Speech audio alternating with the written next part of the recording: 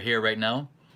Uh, should be some more people coming in, so I will give it just a moment before I give my little introduction because I've got some things sitting over here that I want to talk about before we get completely started.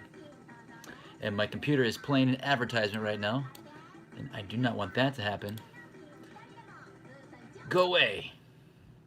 Alrighty, okay. Alright, guys, so yes, Cheers from Japan, the usual spiel. If you're new here, I'm a Tokyo Toy Bastard. Normally I talk about retro toys and vintage things that I like and collect. But occasionally I make videos about Evangelion, uh, usually collectibles. Not only vintage, some modern, but to be honest, they don't get a lot of views. I get a lot more views when I review like modern Bandai or things like that. But I love Evangelion, so when I find something cool, I usually try to make a video of it. Today, I've actually got a pile of Evangelion merchandise and collectibles and toys sitting right here that I thought I could kind of talk about later. But I know you're all here to talk about and hear about the new movie. So let's see, we got a few more people in here now. Um, so yeah, saw the movie today. Uh, Maybe I won't say too much about my thoughts just yet. Let some more people roll in. But I do want to give a little bit of background about my history with Evangelion and the anticipation I've had, as I'm sure you've had as well, leading up to this movie.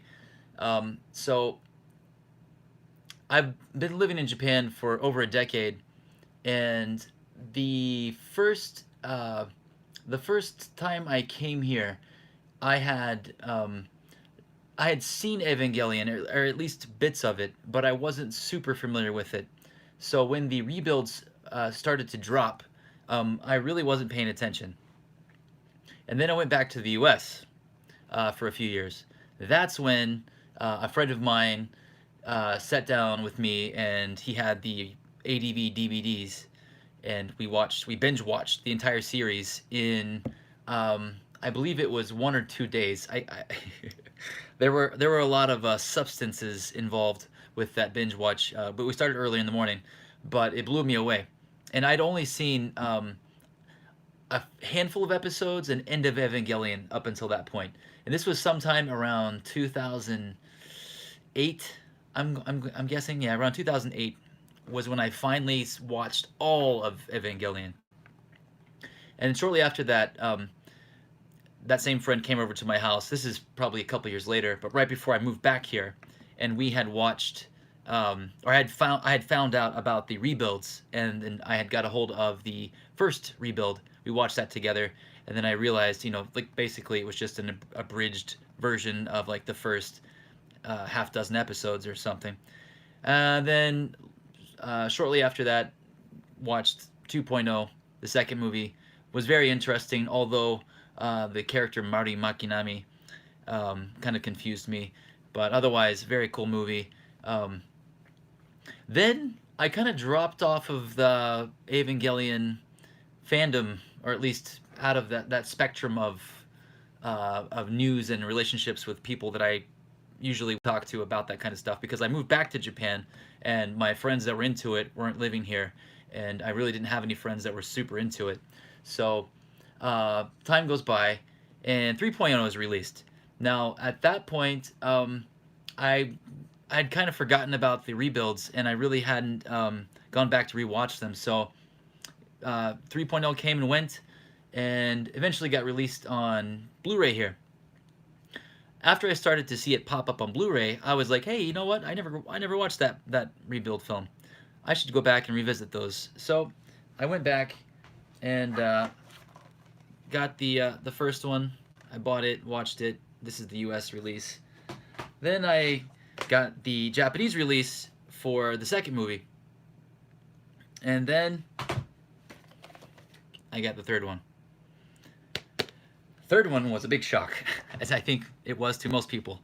Very cold open, very stark, bleak, just dark movie. You know, I love dark movies, but that, you know, Evangelion has some dark topics, but even in its darkest moments, it still has, there's still color and action, and you know, there's a lot to think about. There's definitely a lot to think about in that, but it was kind of just like getting smacked with a cold turkey. That's the best way I could put watching how I felt watching 3.0. I've watched it 3 or 4 times since then. So I knew that the final movie was coming.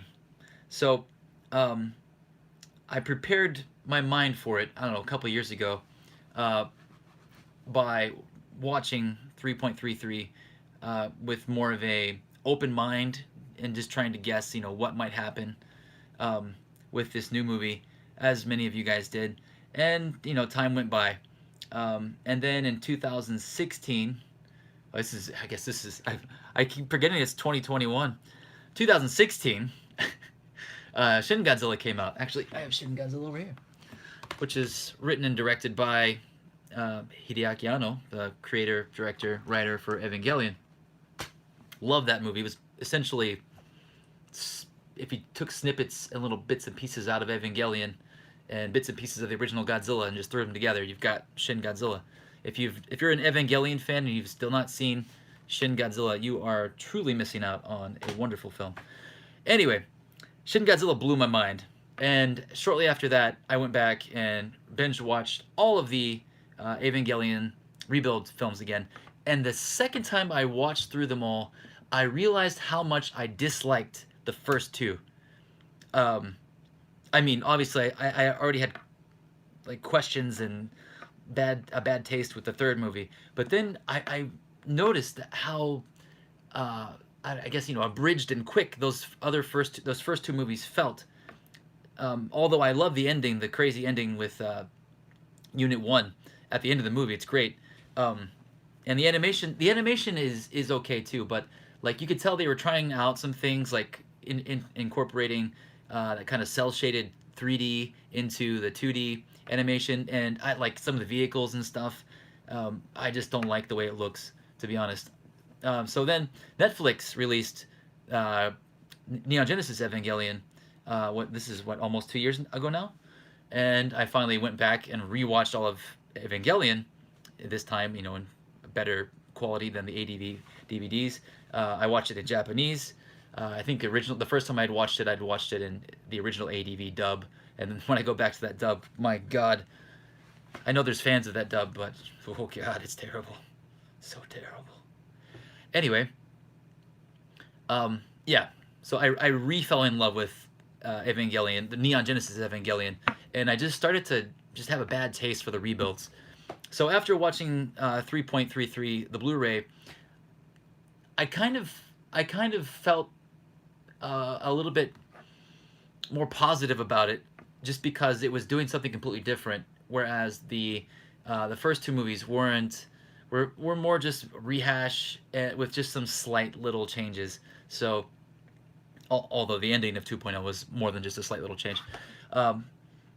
So, you know, there's a lot of possibility with what they could do with the story. So very excited to see what they did with it. However, it took quite a long time. It took over 8 years, right? So I wasn't actually waiting for this movie, like, you know, like eagerly until about 2 years ago.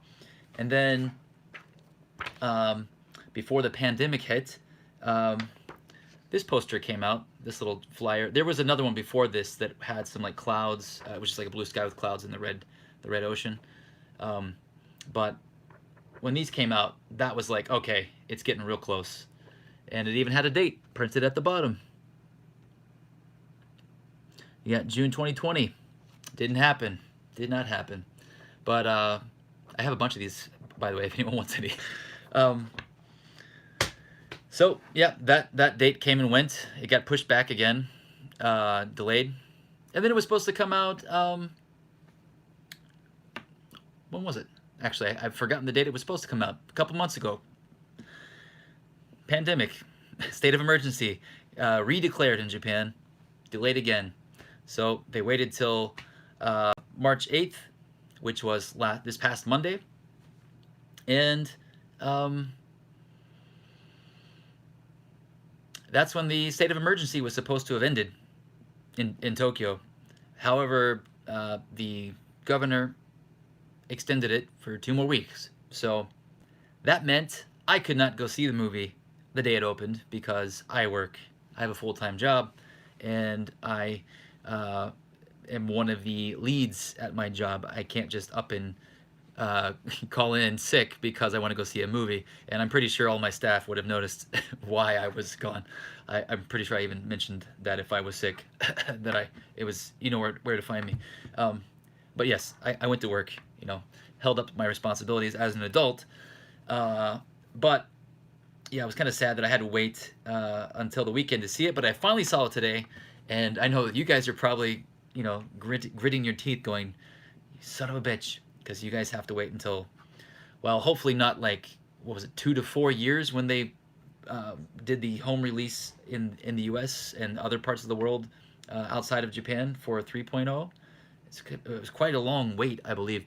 But this time, since they've been sitting on this movie for so long, I would assume that they have the international licenses and rights settled. And I believe Ava Monkey posted a video about Amazon having already like all the rebuild movies set up with like multiple languages and things. So if you have Amazon Prime, I would expect it to drop there before anywhere else. But you know, I could be wrong. So anyway, yeah, it's finally here. So I went to see it today. It's Saturday. It's 11:42 p.m. here in Tokyo, and so I went to go see it at I think it was like a 1:50 showing, like right before 2 p.m. Also, I should be clear. The reason I couldn't see it on the weekdays this past week was because of the state of emergency. They are only opening the theaters until 8 p.m. So if the movie is nearly 3 hours long, you have to see it at 5 p.m. And I work until close to 7 p.m., so it was impossible. And even like the earliest showings at like 7 in the morning, I would have been cutting it real close to getting to work on time. So I just didn't want to risk that. And also, I don't want to wake up at 5 in the morning to go watch a mind-bending 3-hour Evangelion movie and then just go straight to work. I don't know. That seemed kind of like a rough option to me. Sorry, I probably should have mentioned all that before. So anyway, went to see it today at 1:50. Apparently, it's been packed all week. It's been packed. From what I've heard, even the earliest morning showings have been packed, which is strange. You'd think that they would have some kind of policy in place to keep like every other seat or, you know, dividers or something. There's nothing. Like every seat is completely filled. However, the seat that I sat in today on my left was empty, so there was a space between me and that one. There was a guy next to me. But yeah, everyone had masks on. There was no talking or coughing or anything in the theater. This is the first theater experience that I've had definitely in over a year. I'm trying to remember the last time I went to a movie theater. I think the last time I went to see a movie was Dragon Ball Super Broly, which that was almost 2 years ago now. So yeah, it's been a while. So it felt very good to go into a movie theater. Although, you know, the infection rate's very low here at the moment. State of emergency is almost over in Tokyo, but you know, still maybe not the best place to go. But I had to go, so fingers crossed. And I saw it in IMAX. Let me move this stuff over here because I've got some things I want to showcase before I get into the movie itself, and I also will get to your guys' questions. So real quick, let me just tell you guys the gist of this. So I kind of given you my background about how I got into Ava and leading up until today, seeing the movie.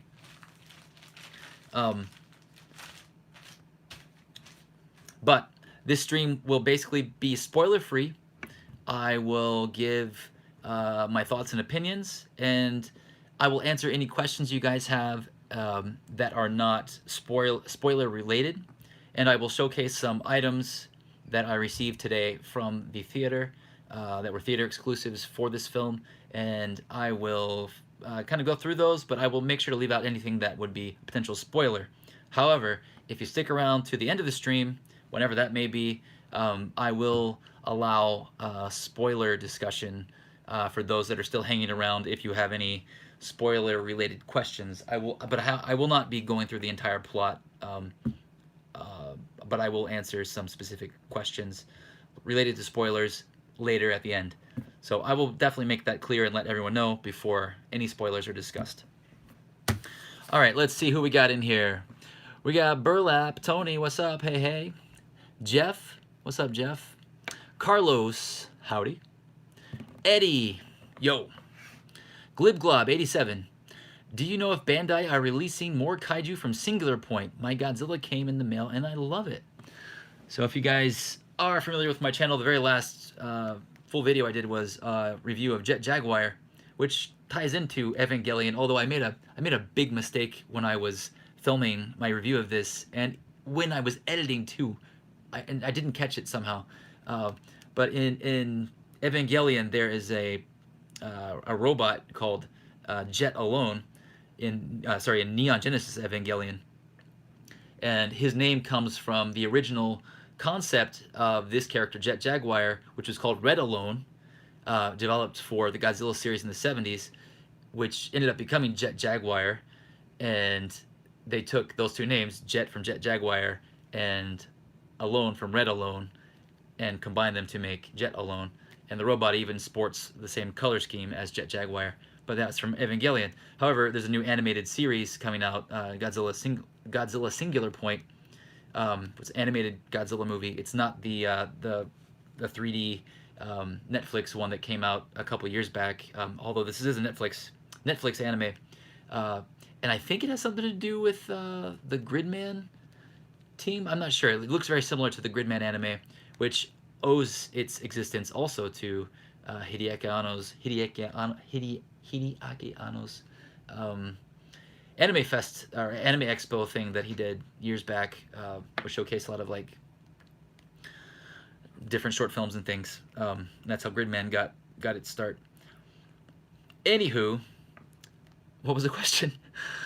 Yes, Bandai are releasing. Bandai have announced a bunch of different stuff. Like they've got different forms of different characters. If you watch the new trailer for Singular Point, Jet Jaguar even like kind of like his legs can expand and his body can move more than this. So I assume, I don't know about Jet Jaguar, but they are releasing. They have announced that they are releasing other versions and other forms of the other kaiju. But I don't think that they've announced anything that hasn't already been like shown in trailers. Toy Mania, what's up, man? Sorry, I didn't see you in there. Toy Mania, what's up, man? High school, yeah, okay. Your ex-girlfriend, you guys watched Evangelion around 2000? In Mexico, it was impossible to get them officially. Dude, it was really hard to find official copies of Evangelion in the U.S. Because I remember I was like trying to, this is probably like around 2002 or 2003. I was very interested in watching it at that point, and that's before I was the story I gave earlier, but I couldn't find it. The only thing I could find was Death and Rebirth, and End of Evangelion, and then some like random episodes at like my local video rental store. So that's why I only saw little bits and pieces of it. Can't wait to watch the new movie. Really hope they give Evangelion an epic ending. Yes, we will get to that epic ending, but it was epic indeed. Good lord. Good lord. Did they do any tie-ins for the theater this time? Yes. Well, I'll get to that. I actually have some theater items here that I will talk about in just a moment. But yeah, I'll get to that in just a second. Let me just read through this real quick. Yes, theater exclusive. I will have theater exclusives for sale. I'm probably going to have to run around to a bunch of different movie theaters, actually, because it seems like the selection of each one is different, because I've been to a couple. Fingers crossed they have that gooey hetera. Yeah, maybe, man. Did I see something about bootlegs earlier? I thought I saw a question about something about bootlegs. Maybe I misread. I actually have some really weird Korean Evangelion bootlegs over there that I might show later. I wanted to put them in a video at some point, but I haven't. Seb Godin, what's up, bro? It's surreal to think that this movie has finally been released. Yeah, man. Like, I actually, even though I couldn't see the screening on Monday because I had to work, I did go to the theater right before it closed just to make sure that like it was actually playing. I watched the people come out of the theater. I shot a little short video for the collectors group that I run. I run the Evangelion uh, vintage and modern collectors group on Facebook. In case anyone doesn't know, my name's Jeremy. In case you don't my real name, I'm Jeremy on that group. I run it, and I started that group because there were no like international based Evangelion like collector groups that I could find. Just some old forums. Let's see. It's surreal to think this movie has been released. I got into Ava towards the end of high school when 3.0 came out, and ever since then. End of high school when 3.0. Oh, you're young, man. You're very young. Let's see. End of Ava came out. End of Evangelion came out right when I started high school. Because I remember, like, that was like the like my sophomore or junior year was like when I got really big into anime. DB fan Hito, what's up? Hito's always in the live streams. Thank you, Hito. Okay, so let's get into this stuff here. So here I've got my ticket. I actually started a membership with Toho Cinemas. A new Toho Cinema opened up in my local area, but we have another movie theater that's closer to my house that I've been going to for years. But the Toho had IMAX, so I saw the film in IMAX today at 1350, 150 by myself. My kids wanted to go, but I wasn't exactly sure how crazy, because I won't let them watch End of Evangelion. They've seen like most of the first half of Evangelion. They really like the characters and like how the story develops up until that point, but they've never really seen like the crazy shit that happens later. So they have seen all the rebuilds though. They do know about exploding Kaoru head. They've seen that happen. But I mean, they've also seen Demon Slayer, Kimetsu no Yaiba, which is like way more violent, and that like kindergartners love that shit over here. Yes, IMAX was the way to go. I've been hearing that IMAX has been selling out everywhere, so I was glad that I was able to get tickets. I actually booked the tickets. You can at most places you can get tickets like 3 days in advance. So I had my wife help me set up a membership for the Toho Cinemas. So now I can see, I think like 6 movies, and the 6th one is free now. Anyway, I'm definitely going back next weekend to watch this again because it's a lot to absorb. Okay, so let's talk about the theater exclusives real quick before I get into the movie itself. So on Monday, when I went to the theater that's a little bit closer to my house, I went there just to check on stuff to see if there were any flyers or if I could see a glimpse of what they had for sale. Unfortunately, they had already like closed up everything, even though it was like 7:30. Since everyone that was watching the movie were in the theaters already, like already sitting down, they had closed off concessions. They had closed off the gift shop. It was all covered with black blankets, so I couldn't even see what was available opening day, which sucked. I really wished I could have gotten first dibs on some of that stuff, because I saw people posting some pictures and I was like, wow, that looks really cool. I want some. Like there was like a snow globe that has Ava Unit 1 with like little like blood clusters floating around in it. They didn't have that today. So I was actually rather disappointed with the selection that I saw today. Most of the Ava goods that they had for sale, and this could be due to the fact that it's been sold out, like the theater screenings have been sold out for the entire week. So a lot of the good stuff may just be gone, at least at my local theater. But all the stuff that I saw was just like generic stationery shit that you can get at the Ava store any day of the week. And a lot of it's just overpriced, like little notebooks and things like that, which, come on, give me something cool. Like the coolest thing that I saw, like, and a lot of this, like, they had some really cool stuff, but it was like stuff that I can get at my local department stores too, like not even Ava stores. The one cool thing that I saw was like a Ava Unit 1, like giant plushy tissue dispenser where like you pull tissues out of his mouth. It looked like a Muppet version of Ava Unit 1's head, and it was huge and it was really cool, but it was kind of pricey, so I didn't go for it. That being said, I did pick up some stuff, and I will be going back to the theaters to shoot a video and post that on the Evangelion collectors group, because today the stuff that I found was just kind of overpriced garbage, and yeah, there's more stuff out there. I've seen more stuff, so there's definitely a better selection of things. So it really wasn't worth me filming any of what was there today. Also, it was completely packed with people, so I didn't really want to get random people's faces in the video because they probably wouldn't have appreciated that. It's not very, it's very taboo here to film people in public. Got my receipt from the gift shop, and once I bought my ticket and walked into the theater, I was handed this, which you may have seen me post or other people post. Pretty much the first however many thousands of people saw the film received this Asuka. It's like a little piece of paper, and on the back it says, "Do not open this before watching the movie." So I have not opened this at all. So I'm very curious to see what's inside. So actually, maybe I will open this now. I will not show you what is inside. I will only hint at it. So now is your chance to ask me some questions.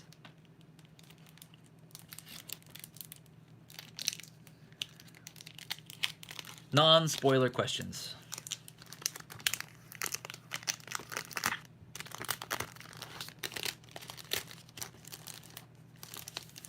Whoop. Here it is out of the plastic sleeve. Okay. Well, this is not really much of a, well, kind of a spoiler, like not really. There's an image of one scene in the movie that depicts two characters in a location. I mean, it's not, I mean, it's something you would see in a trailer, but I don't think you do see in a trailer.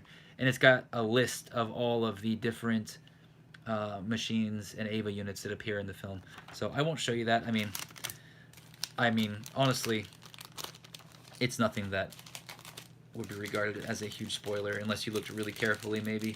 It's just a big list with one picture on it. And the list is all in Japanese, too, so maybe at the, when I get to the spoiler section at the end, when, you know, an hour or so from now, I will show you what's inside. Oh god, I can't even put it back in the plastic.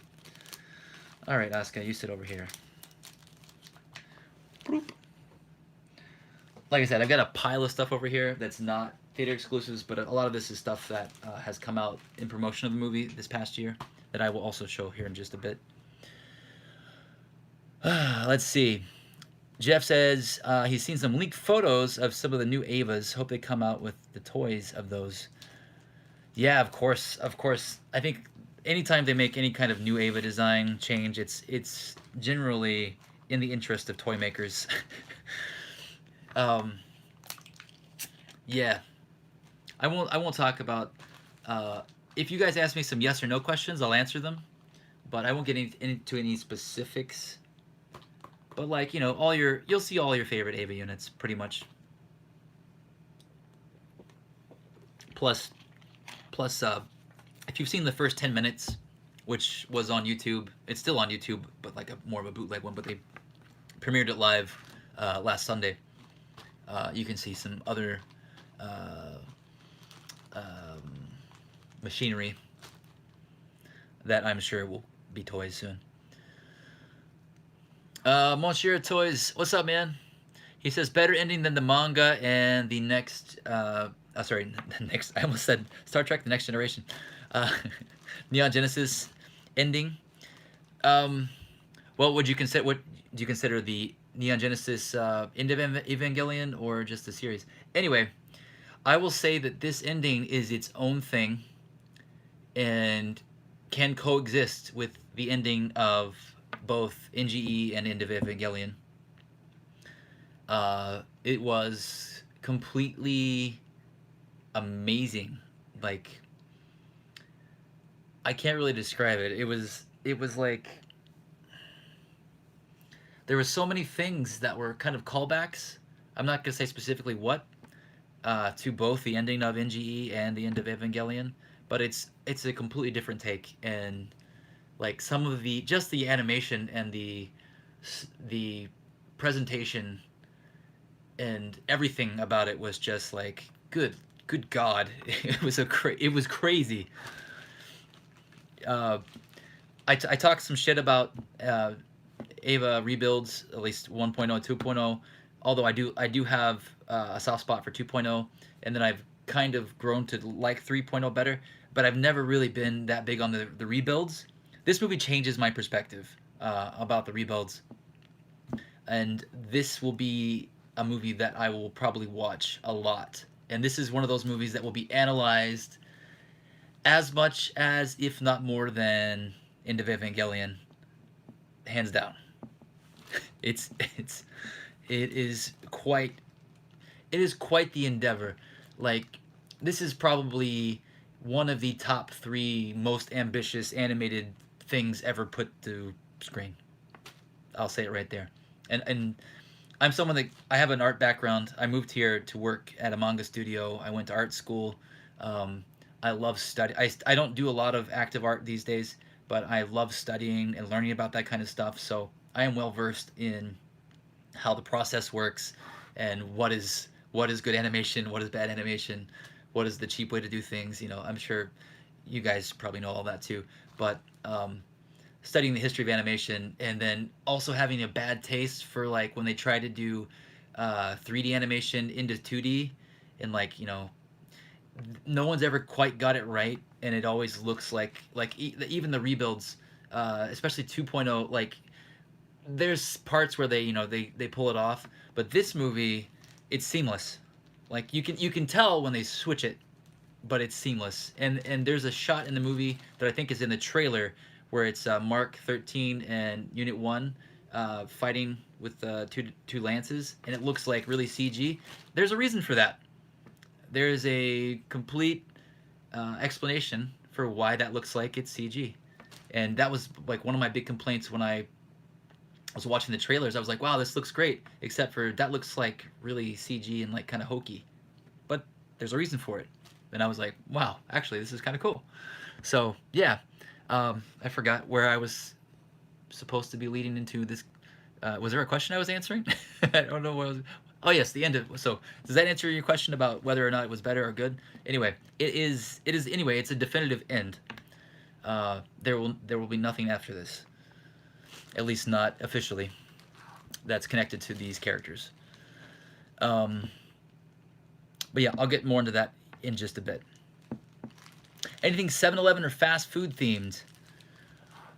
You know what's weird? Since the movie was supposed to come out last year, a lot of the tie-in and promotional stuff came out last year, and it's long gone. I've reviewed some of them, like I did the Coco Curry little Evangelion friction scooters, which I don't have on hand with me. That was like one of the very first ones. The most recent thing that you could get at, like, well, there were a bunch of, like, breads and desserts, which I posted in the Evangelion collectors group. There was various, like, Angel and Ava unit themed breads. There was, like, I forget what they called it. Like, they had, like, the Angel core, like, jelly filled donut thing. It was just like this big, I think it was like purple or green. I think it was green. You bit into it and it just had this big red juicy circle in the middle. And they had there was also some gummies, LCL gummies, which I actually tried in my Ava snack review. And then these right here, these are fairly recent. These are little candy toys that came with gum that you had to buy in 2 sets. You had to buy, like, the skeleton, and then you had to buy, like, all the armor pieces in 2 separate boxes and put them together. They're called Ava Frame, and they released all 3 main units. Not Mario's unit, though, but you had to build it yourself. But that's one of the more recent ones. This one came out last month. But yeah, you can get that at convenience stores or hobby shops. But other than that, not really. Not that I've noticed. Nothing, like, too amazing anyway. Not like with 3.0 when they did, or Shin Godzilla when they did all of the, like, Mechagodzilla, like, crossovers and whatnot, or Universal Studios and the popcorn bucket. And where is the switch? Where's the switch? Is there no switch on this? I can't remember, to be honest. This has been sitting on my Blu-ray player for like over a year. Oh, there's a switch. But now that the movie's out, I'm sure a lot of this stuff will start to surface. I'm sure there's a lot of things that they've had to hold on to just to avoid spoilers.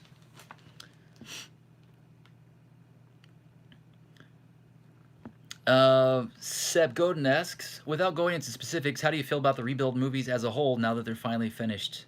I think I kind of talked about that a second ago, but now that they're finally finished, like I said, this movie changes my perspective on the rebuilds. I probably won't watch the first rebuild movie that much, because it's not quite as necessary, since it's basically just the first half a dozen episodes with less character development, but it's the same characters and same plot points, just some very minor tweaks. And 2.0, yeah, great movie. There's just some flaws with it that I have little nitpicks with. And then 3.0, I want to rewatch because I watched 3.0 last night before going to bed, just to kind of have it fresh in my mind when I went to see the movie today. And I've developed more of an understanding for that movie already. Just, I think anyone's first experience with that movie is pretty kind of like, what? I think I equated it to being smacked in the face with a cold turkey earlier. Yeah. But after seeing this movie, it's like, this movie, I feel like this movie with 3.0, like, is one big cinematic experience. Like, you could, but, you can't forget about 2.0. So, I mean, I don't know. It's very interesting. But I will definitely, this movie out of all of them will be the one that people rewatch over and over and over, for sure. Let's see.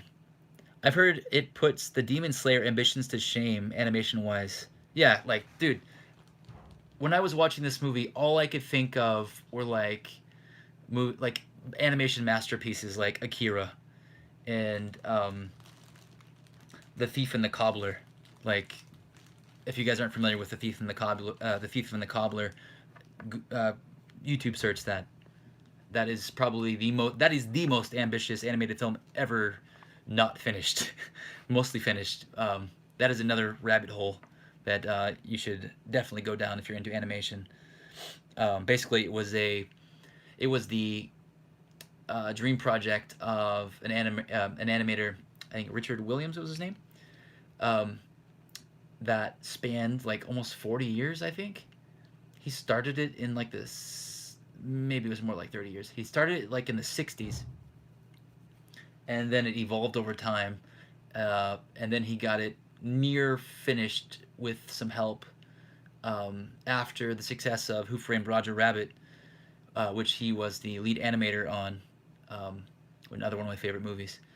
And then he ran out of time, and then like some of the backing he had got pulled out, wasn't able to finish it, and then I can't remember if it was Disney or one of the other companies basically bought it, sold it, and then it got chopped up and then edited to look like a Disney movie. It was pretty sad. There's a whole documentary about it too. Anyway, they almost finished it, so like you can watch on YouTube right now. You can watch the majority of the movie finished with just some fan edits and some storyboards to replace things that weren't finished. But yeah, that you'll understand when you see that movie. You'll understand how that could translate into something you might see in Ava, like some of the level of animation reminded me of that film. So, and Akira, and some of the the best moments of end of Evangelion. So yeah.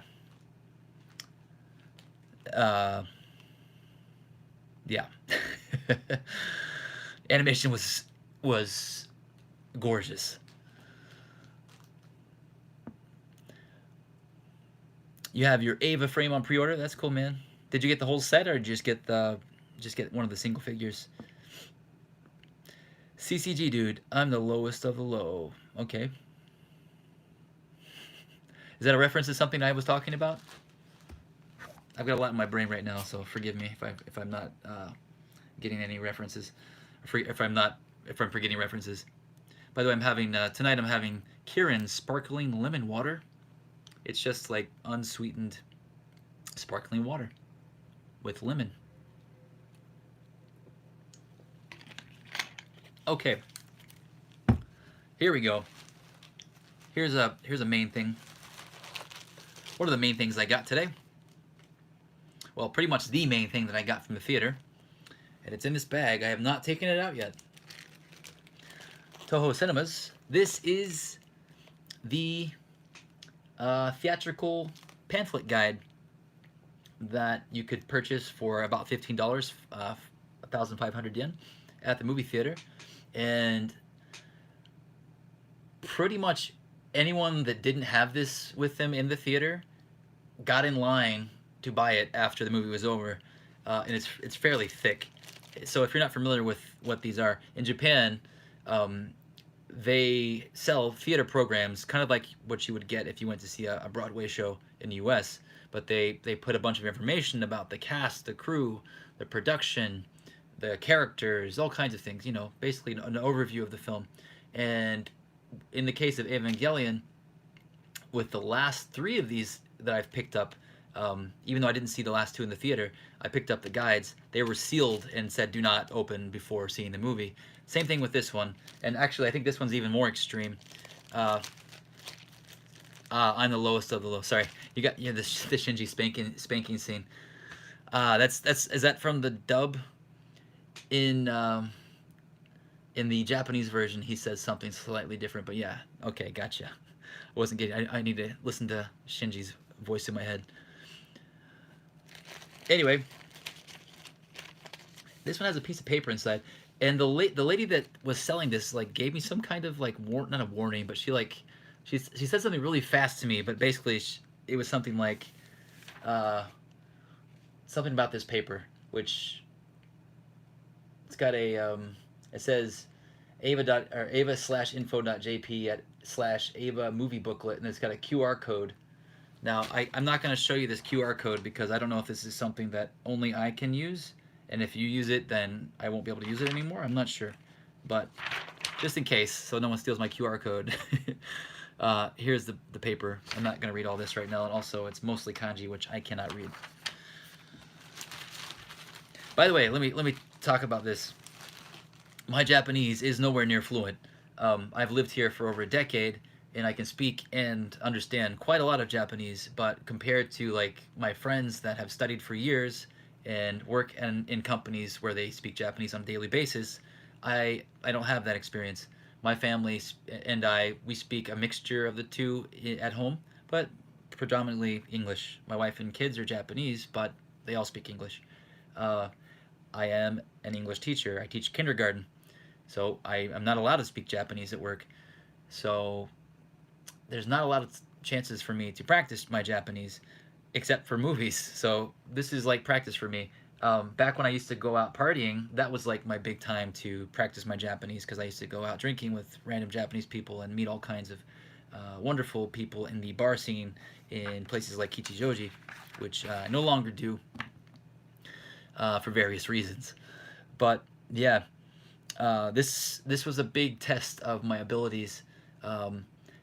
So, like, for example, with the last two movies, I own them only in Japanese. So, I have seen 2.0 in English, or well, with English subtitles. The first movie I have the American version of, but I have actually never seen 3.33 in English. So, it had, with my like 4 viewings of it, you know, I've come to understand most of it at this point. But there were moments in this new film where I could not quite grasp what was going on, but I have the feeling that even the Japanese audience had similar thoughts. But the first hour or so was very relatable and easy to understand from a linguistic and just emotional point of view. Like, I could understand everything they were saying because it was very based in reality. But then towards the middle, in the end, it gets very convoluted and a lot of things being said and shouted and blah blah blah blah blah. So that's where it started to get a little harder to keep up with, especially with some of the mind-bending shit that happens. So definitely will require a second viewing, and then my third viewing will have to be in English, or at least English subtitles, of course. But yeah, I don't think I'll get the full extent of this film, or at least I don't think anyone will get the full extent of this film without watching it a million times, just like End of Evangelion. But I think I'll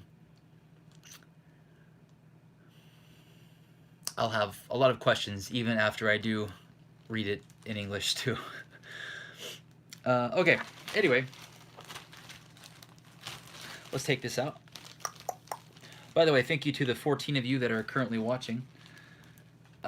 Like I think I said at the beginning of the stream, my channel is mostly like vintage Japanese toys, and I do have a smattering of Evangelion related videos, and most people don't watch them because that's not what my viewer base is here for. But I love Evangelion, so that's why I'm doing this stream, and I assume that the 14 of you that are currently watching also love Evangelion. But hopefully more people watch this after the stream goes up, and can kind of get some of the thoughts that the thoughts and feelings from this film without being spoiled.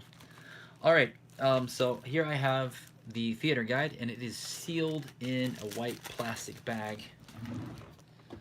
So we are going to slice that baby open.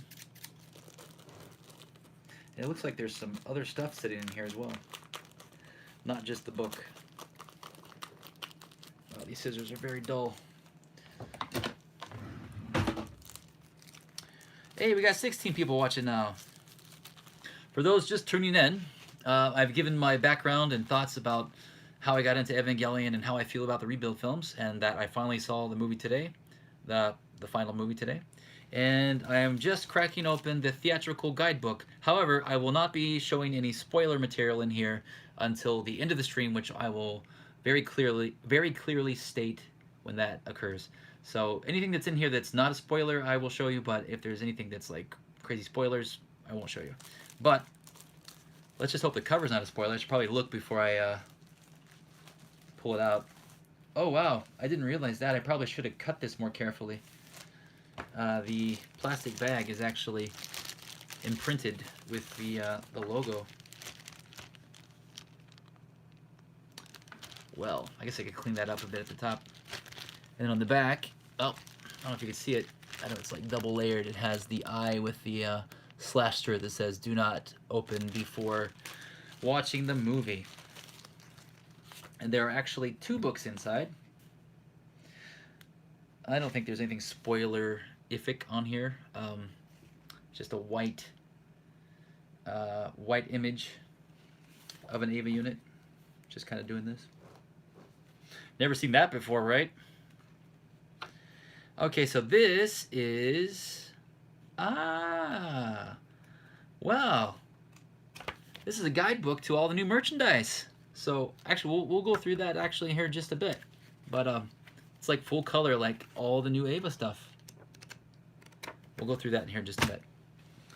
So, I'm going to go look. I'm going to flip through this. Here is the image that was, or at least the initial like teaser poster for the movie. This was the illustration they used for that.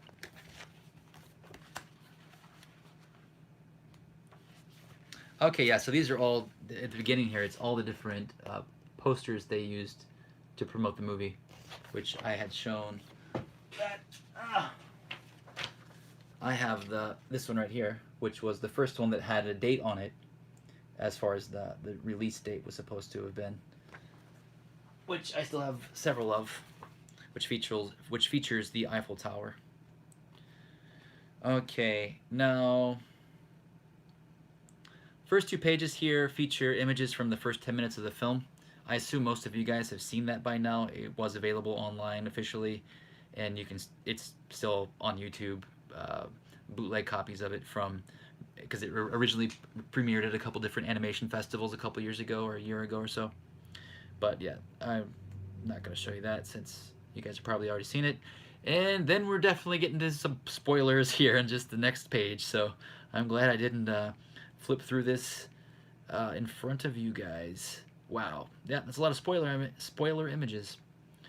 Then we got some interviews with the different voice actors, it looks like.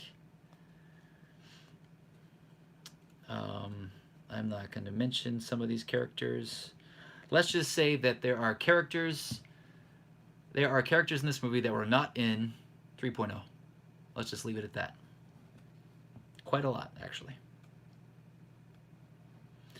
And we got new character designs. I know that you have probably seen the new plug suit designs, but there are some images of some other characters that would possibly reveal some plot details. And we've got the Ava units and some new things which you probably have not seen. So I'm just going to leave those for the spoiler section of the video. And then at the very back it does have the latest promotional poster image, which I kept going back to the theater to try to find the little chirashi flyer for that, but I could never find it. All right.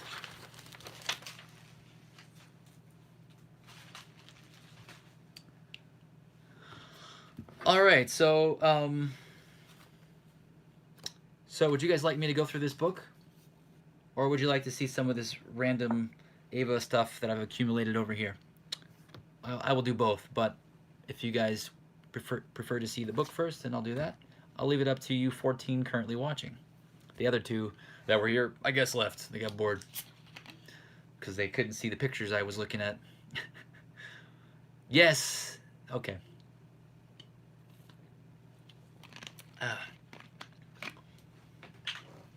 I'm going to be kind of sad if no one cares about all the stuff I pulled out.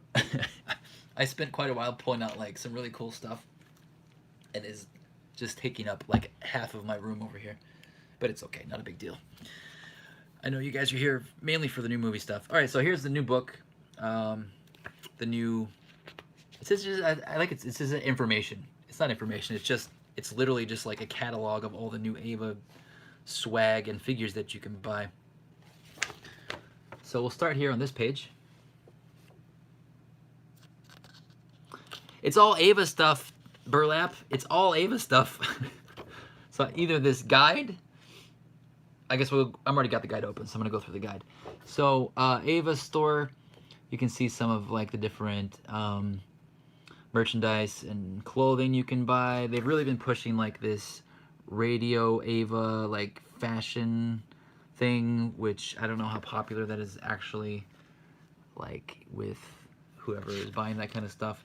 Like I've got my Evangelion shirt on, which I got at GU for a very low price. I sold a bunch of them to group members of my Evangelion group, Evangelion collectors on Facebook. And then we got some soundtracks. They actually have this soundtrack for sale today with Utada Hikaru songs on it. One Last Kiss and all that jazz. And then, was this like a Nerve, some kind of Nerve smartphone app? Is it like regarding weather? But it's like done in like Nerve style. It's like a Nerve weather app or something. Nerve earthquake and weather map. I'll have to look more into that.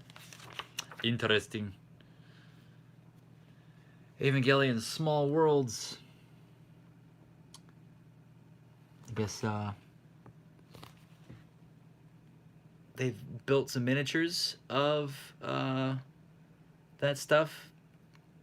That would be a cool exhibit to see. Miniature land. They had a lot of that kind of stuff at the Ava World in Fuji-Q. And you can get your Kaoru Nagisa Visa credit card. Actually, the coolest one is definitely this one. I don't use credit cards though, so guess I won't be getting one of those. Okay. Oh fuck! I forgot about this. Right here, Dynaction. So these are the new part diecast, part plastic, gigantic sized, amazingly articulated Dynaction figures. And these are the first figures produced in the series by Bandai Tamashii Nations. Yeah, Unit 1 came out, and I actually didn't know they were doing Unit 2, but it looks like they're doing Unit 2 as well. And they've got a Shin Ultraman on the way. And I actually totally forgot about this because I have it buried under other stuff. But I was planning to unbox mine live here with you guys in just a moment, because I got this in a couple days ago and just haven't been home, so I saved it for this.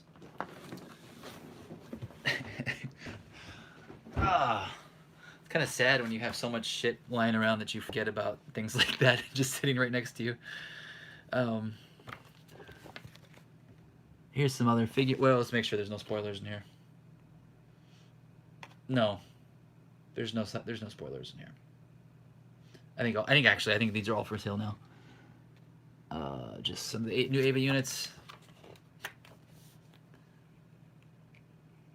Random Ava stuff. Okay, you guys want to see the random Ava stuff? We'll blow through this real quick. Some of the new figures, Ichiban Kuji. Man, the Ichiban Kuji. Someone asked me about 7-Eleven earlier. 7-Eleven had an Ichiban Kuji, and like, I went there like the evening after they had started, and it was all gone. But I've already seen these like for sale secondhand at like Book Off. I actually really want a couple of the figures, the Ichiban Kuji or Sega figures that I've seen, which I've seen like pop up recently, and for like less than $20, and I'm like, I don't need it. But now after seeing this movie and some of the character development, that like I was so about the character designs and development with the characters in 3.0. I really liked, for example, Rei. I have one of the recent Rei Ayanami figures right here, or well, Rei Q. Sorry, not Rei Ayanami, Rei Q. I usually don't buy stuff like this, but I couldn't resist this one for some reason. I actually really like her new design, but like her character sucked in 3.0 because she was basically just reduced to another clone that knew nothing. But let's just leave it at that. I want more figures of her now. The new Tamagotchi. I see these all over the place now. People were spending like $75 for these like a few months back. Now I can find them really easily. Pretty much any version of them. Let me know if you need one. These Q Posket, man. I don't know what's the deal with these. I don't know if these are popular or what.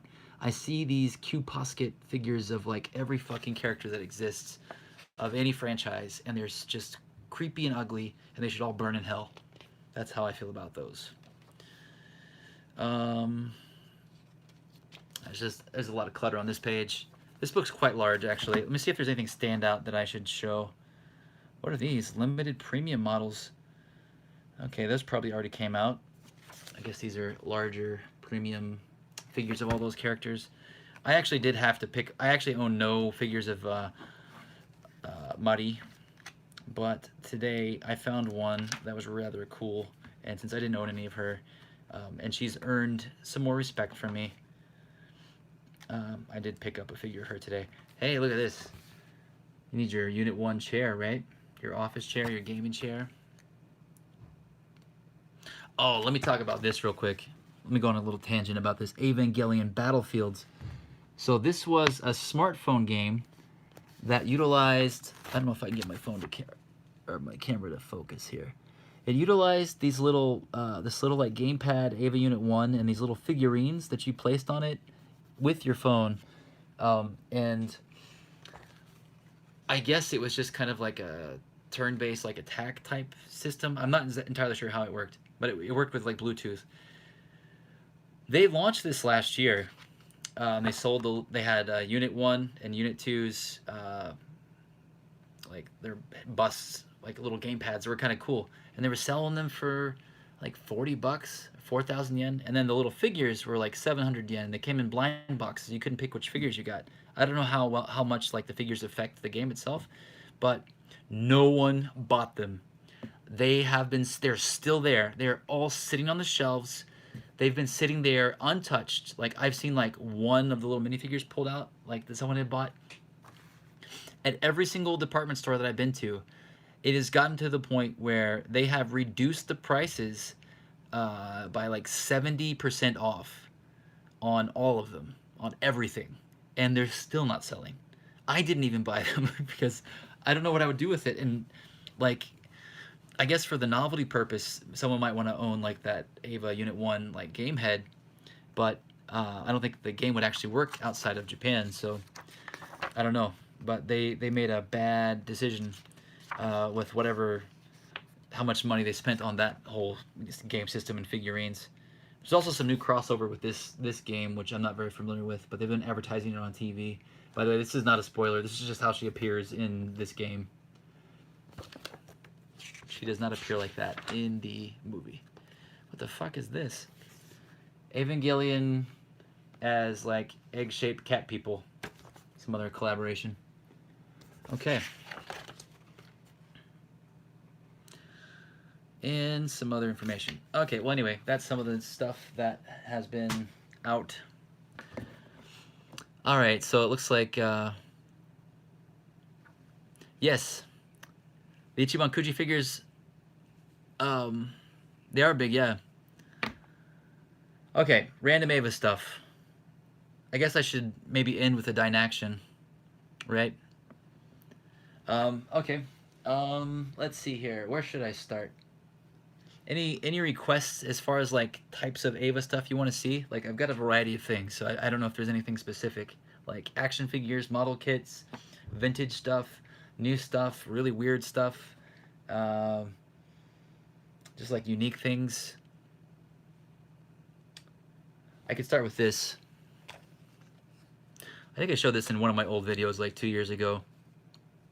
There's a couple different versions of this, but this is a Rei Ayanami music box. This was released in like the early 2000s, made by Sega. Yeah, 2002, 2003, around the same time that I first visited Japan. But it's like a wind-up. There's another version of her. There's another version where the base is white and she's in the white plug suit. But I like this one. She's kind of like this translucent lavender pearl color, and her hair is more similar to the color it is in the rebuilds, or the new rebuilds. Anyway, you twist this up, and can you guess what song it plays?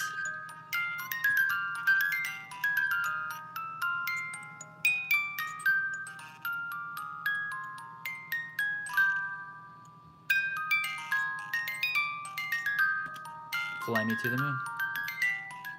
All right, I'm gonna set this over there.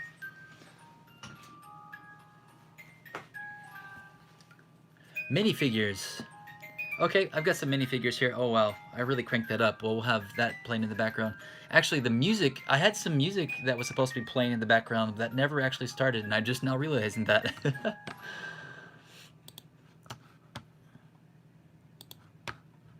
Well, oh well.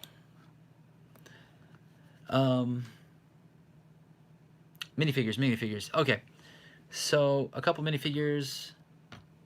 I've got some just laying in front of me. Here are two little collaboration minifigures by Hello Kitty, or Sanrio. And these were actually like chocolate egg figures that my kids got. And they had a bunch of different characters, not just Evangelion. But yeah, Hello Kitty, Evangelion. Don't really collect Hello Kitty, but I also have another Hello Kitty Asuka up there. Bootlegs, yes, I will show you my 3 favorite bootlegs in just a moment, Mr. Burlap. And these are some of the more recent things, Evangelion, Bikuri Man minifigures and stickers, which I have the stickers locked away over there. But they're very popular, like sticker collectible in Japan. Some of them go for hundreds of dollars, but they released new Evangelion series that also came with little minifigures, which was a first. So I've got Shinji and Unit 1. Unit 1's decked out in the kind of like samurai, it's kind of like a science fiction samurai type theme that the original characters in that sticker series are designed like, so they've just done them in that style. They're really small, so I can't really focus them well on my camera. But you can see here I've got one of the original store display boxes that came with. I sold a bunch of these not too long ago. Yeah, there's today actually I wanted to pick up the rest of this set because they have Shinji and Asuka and Mari and Kaoru, and I thought about buying them at the theater because anytime you can find these at department stores and stuff, but they're always almost sold out, and usually there's just a few Reis left because they usually put more of Rei with anything with Ava that's released in Japan. They usually put more of Rei because Rei sells better here, so they usually have more of her, and the characters that don't sell as well they put less of. So anyway, I was gonna buy because these are about 500 yen a piece, $5. So I was gonna buy some more, but saw the movie first. When I came out, I was about to grab the other figures in this series, and then a girl about the age of my daughter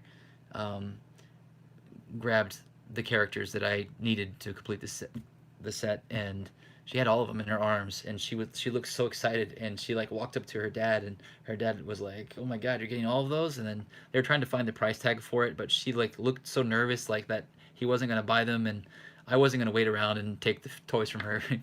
So it made me kind of happy that I didn't buy them before the movie, because you know she wouldn't have gotten them. That would have made me sad.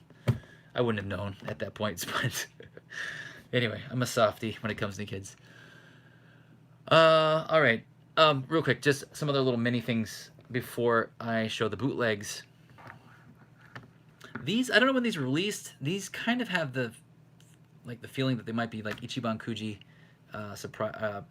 lottery prizes, but these are like little Keshi rubber Ava heads that have, oops, unique stamps on the bottoms, which I've never used, and I found these all individually over the past year in like little junk bins.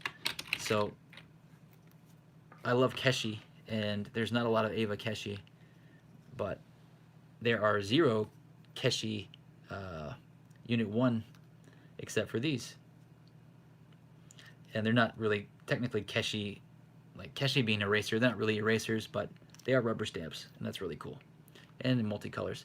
I really wish there was like a yellow one. I feel like it's missing a yellow and a red and an orange. So I don't know if those are out there or not, but I would like some. And then, real quick, I wanted to point this out. I did a whole video about these Ava Evangelion figures. Actually, I did 2 different videos, and I showed how to build this one. I actually now have like a complete set of these guys. They're over there somewhere. I got kind of obsessed with these last month. But I wanted to show real quick, one thing I didn't have at the time when I made the video was a comparison. So this is a standard figure. Normally, like they're like dinosaurs and stuff in this set. This is like one of the skeleton warriors. They usually put one kind of skeleton warrior in each of the sets of dinosaur figures. But when they did the Evangelion collaboration, I didn't realize it, but you know, they are quite a lot bit larger than the standard figures. So that's one thing to note. These are really cool.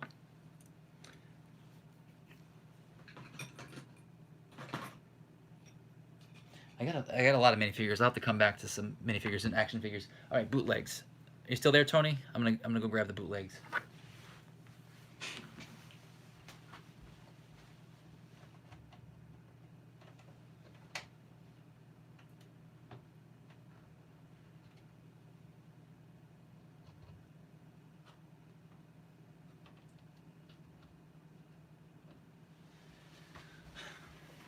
Actually, I don't want to grab all of them.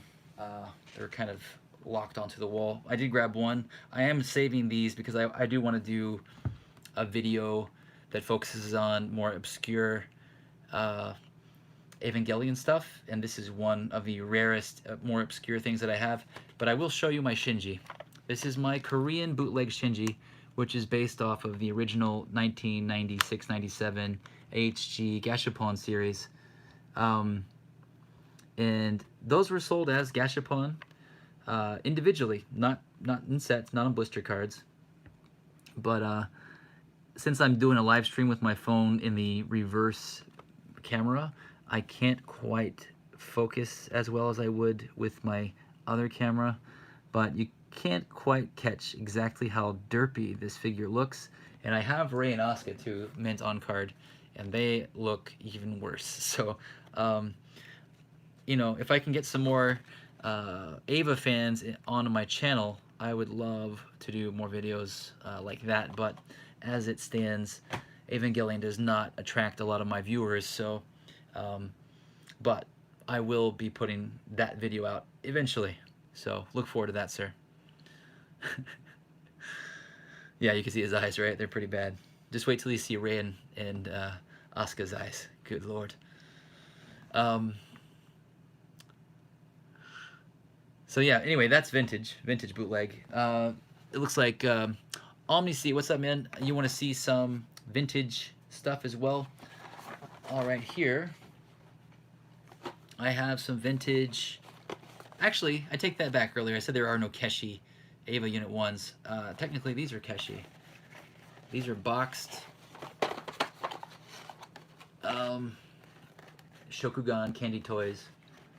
Ava units. And they are rubber Keshi figures that come with like little base stand dioramas. And there's one for each figure. Or for each Ava unit. I don't know how well you can see them in here. Like here you've got like the ground with the little building and the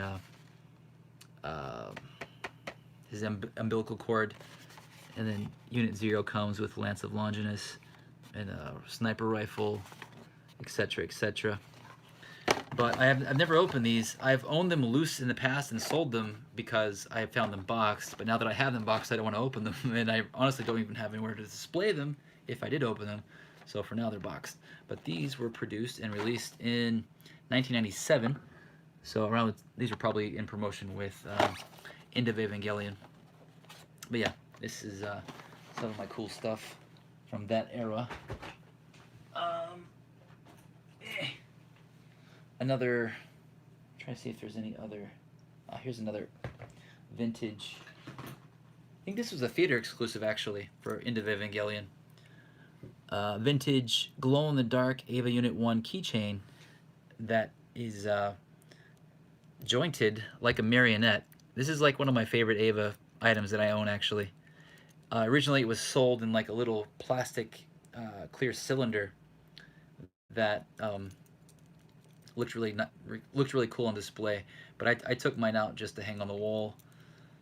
I kind of want to make a Ava showcase in my little space back there, but I'm gonna have to buy another showcase because they won't all fit. But yeah, this is one of those items that just looks really cool, just hanging on the wall, kind of like those old like skeleton keychains. But yeah, I've found a couple of these in the past. I've sold some, but yeah, these are really cool. Anything glow in the dark is cool, you know. Vintage. What's down here? That's not, well, that's semi-vintage. Here is one of my all-time favorite Ava items. This is my vintage Misato doll. This is basically made like your standard like Barbie doll. It was produced by Takara, who produced, well, essentially they had the Barbie license and they made their own Japanese Barbie called Lika-chan. And they had all the Hasbro licenses, but they released a line of Evangelion dolls, and they did Misato and Rei and Asuka. However, I do own Rei. I've got her boxed. She's way back there somewhere. I have not yet found the Asuka that goes with this set, but I did find an Asuka, another vintage Asuka made by Marmot. But that Misato was super hard to find, and she is still missing her necklace that her dad gave her. Otherwise, she's complete. But yeah, once I find one boxed, then that one will be for sale. So yeah, here is. This is made by a different company. This is made by Marmot, who normally makes like soft vinyl Godzilla toys and things like that.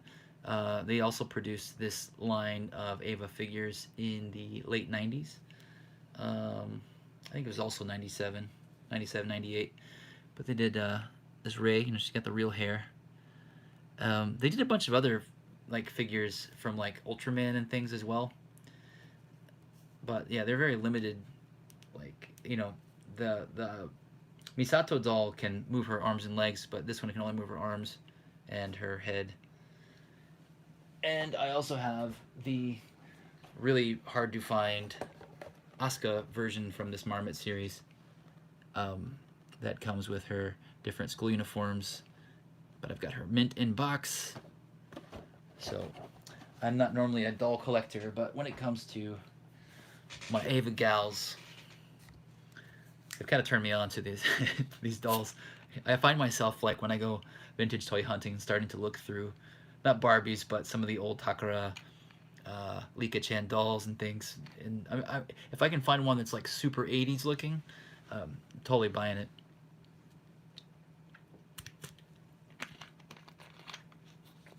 Like I said, I just pulled out some things.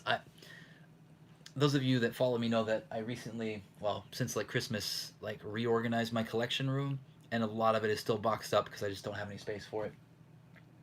And a lot of my Ava stuff was still boxed up. I just brought it out for this video. Here's a couple little cool minifigures. Actually, these are on the same, like almost the same scale as the Keychain, which I never noticed until now. That's kind of cool. I wonder if they use the same mold, or well, that's not possible. These are articulated. These are not vintage. So this is Ava Unit 1 and Ava Unit 1, and these are the Ultimate Action series, and they're articulated, like they've got bendable joints. And if you look at it next to the Ava Frame, they're a little bit smaller, but they're more retro looking. And so you've got the Neon Genesis version and then the rebuild version. And this one is actually holding an ice cream pick that was a cross promotion with an ice cream company, Evangelion and Pinot, I believe. And I've got a couple different like snack related Lance of Longinus snack and ice cream picks. And when I say ice cream pick, it means it was like a little chocolate drop with vanilla ice cream inside that you poke. Usually it comes with like another different kind of stick, but it fits perfectly in his hand, so I gave it to him. I also have all the other Ava units for this series. I just pulled out these two.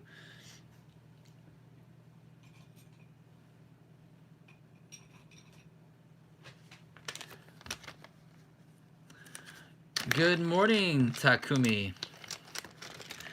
Here's another couple figures that a lot of people seem to get excited about when I talk about them. These are the early 2000 Microman Asuka and Rey figures. If you're not familiar with Microman, it is one of my all-time favorite Japanese toys. They were like little cyborg action figures. The very first 3 3/4 action figures with lots of articulation, produced in the mid-70s in Japan. And the franchise lasted all the way, well, it's not really existing now, to be honest, but it lasted all the way up until the early 2000s. And right before they, you know, kind of sizzled out, they did a relaunch of their brand, and that included some crossovers with some franchises. They even did like Batman, Predator, and well, Superman, Godzilla, Gamera, and Evangelion. So they're like highly articulated little 3 3/4 action figures, which is like my favorite type of figure. It's just a shame they didn't do Ava units. I mean, even in this scale, I mean, for example, actually, while I'm talking about Microman, I've actually got a great example right here. Here is a Robot Man. This is from the Microman series, and there's an actual Microman riding in his chest. Wouldn't it have been cool to have made Microman well, they did make Microman figures, but make Ava units in this scale so that you could just like, well, maybe have a stick them in like a clear cylinder, you know, not to scale, but entry plug, stick them in there, then, you know, kind of ride in there like that. That would have been very cool. I believe Toy Mania would agree with me. And no Shinji. Yeah, they totally did not make Shinji. Actually, now that I'm talking about that, I want to... Ah! Oh no, I can't lose Unit 1's hand. These are so tiny. I guess technically you could say that these are spiritual successors. Same scale. So yeah, that's about as close as you can get to Microman Ava Unit 1. The only thing is that the elbows don't have joints. Everything else is articulated though. Ultimate Action Series if you're looking for those. And they released a few different waves, so there's like 4 or 5 different Ava Unit 1s. Alright, let me put these guys away.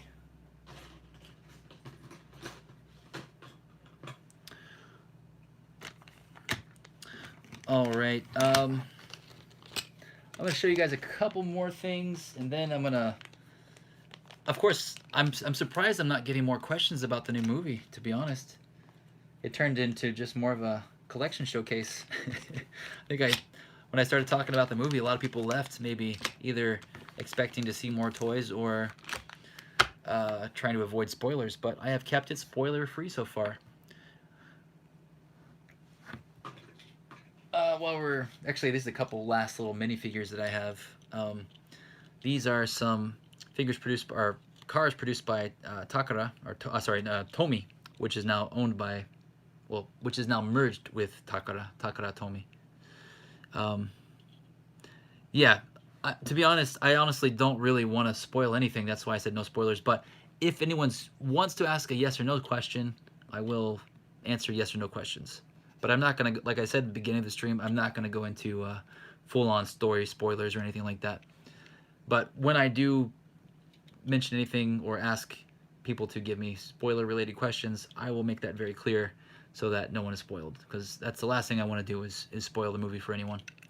Anyway, these are nerve vehicles produced in the Chorokyu line, which are essentially the little pullback cars, which are known outside of Japan as penny racers, but they started in Japan, and you could these have been around since like the 60s. You can put like coins in the back of the cars, you know, and pull them back, and they shoot off and do wheelies and all that stuff. This is one of the nerve trucks that has a gimmick. This one, actually, the lid comes off, and you have Unit 2's entry plug inside, which is removable. And they actually did a whole series of the Ava unit cars. Actually, I think I've got that stuck in there pretty good, and I don't want to... It does come out. I don't want to pull it out and then throw it and lose it, because it's stuck in there pretty good. I have dropped it before and spent like a couple days looking for it, so... but yeah, they did do a whole line of these like nerve vehicles. We have Misato's blue... Oh my god, I always forget the name of it. Her blue car. It'll come to me in a moment. These are very expensive. You wouldn't think so. I mean, these aren't vintage. They're made to look kind of retro, but these can easily cost like 40 bucks a piece. I mean, you can find Chorokyu of anything, like police cars, fire trucks, etc., but they're usually pretty cheap. These were very limited and now are very pricey. Renault, thank you, sir. Yes, the Renault, what's the full title? The Renault Alpine. Yes, there it is. Toy Mania's got it.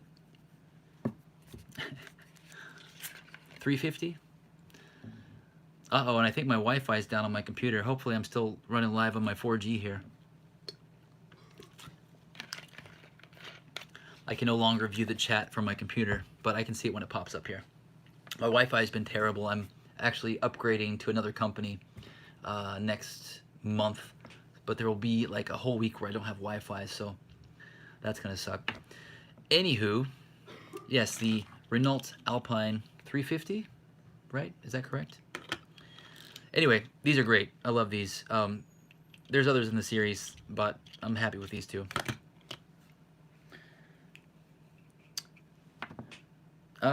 Well, let me just talk about the other little small things I have here before I get into the big boys. Another cool item here. This is the Shin Godzilla and Evangelion Orchestra. That was a live orchestra, which was recorded, and you can buy the CD of it. And it was held on March 22nd and 23rd in 2017. And as I mentioned at the beginning of the movie, or sorry, at the beginning of the stream, Shin Godzilla is like one of my all-time favorite movies, and it's probably my favorite Godzilla movie as well. I'm a big Godzilla fan as well. Written and directed by the creator and director of Evangelion. So they did a collaboration. So it shares the same composer. So actually, some of the themes in Shin Godzilla are actually from Evangelion, and then some of the themes from Evangelion 3.0 appeared in Shin Godzilla as well. So it's very interesting. So when they did the orchestra, they were able to blend some of the songs that were used in both films into each other's soundtrack. So it's really, really great live soundtrack. I own it as well. Got a cool little CD. I should have brought the CD out somewhere. I don't know where it's at. Got some cool art on it. I picked this up today because I needed a new watch, but I'm having some trouble with it. It's like an Evangelion Nerve watch. It was not cheap, but I think I might need some new batteries or something. But yeah, I was kind of disappointed when I opened it and it was on, and then when I tried to like use it, something happened, or maybe the battery was just like, what? I'm being touched? Because this watch is a few years old. But yeah, I brought that home today and just had it setting out. And I made a whole video about these guys. If you haven't seen it, definitely check it out. I think it's my favorite of all the Evangelion videos that I've done.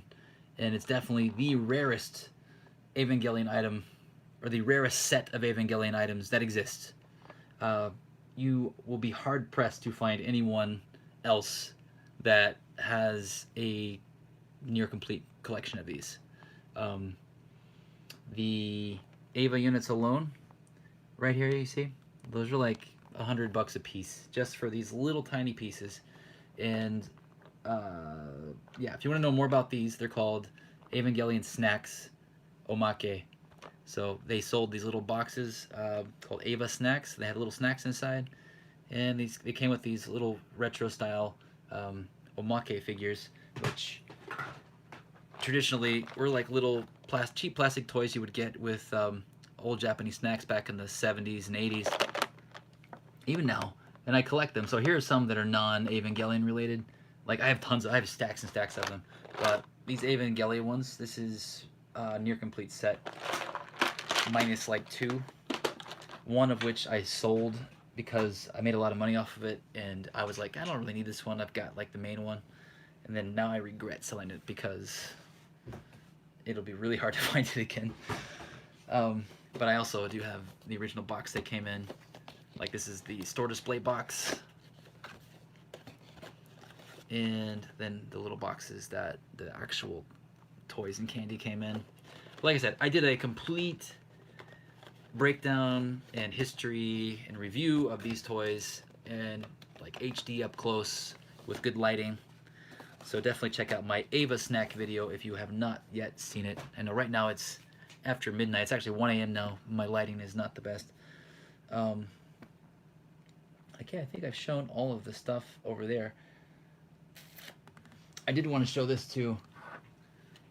I spent the past week building this kit. It took me about 8 hours. I am not an experienced plastic model kit builder, and this has a lot of pieces. So, yeah, Ava Unit 1 at the end of 2.0. Got his little action figure stand. Thanks to a friend of mine that sent a bunch of action figure stands.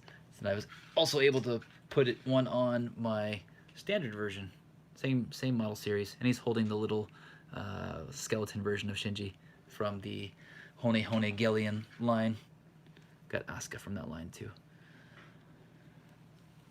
Hey, you go over there. All right, what was I doing?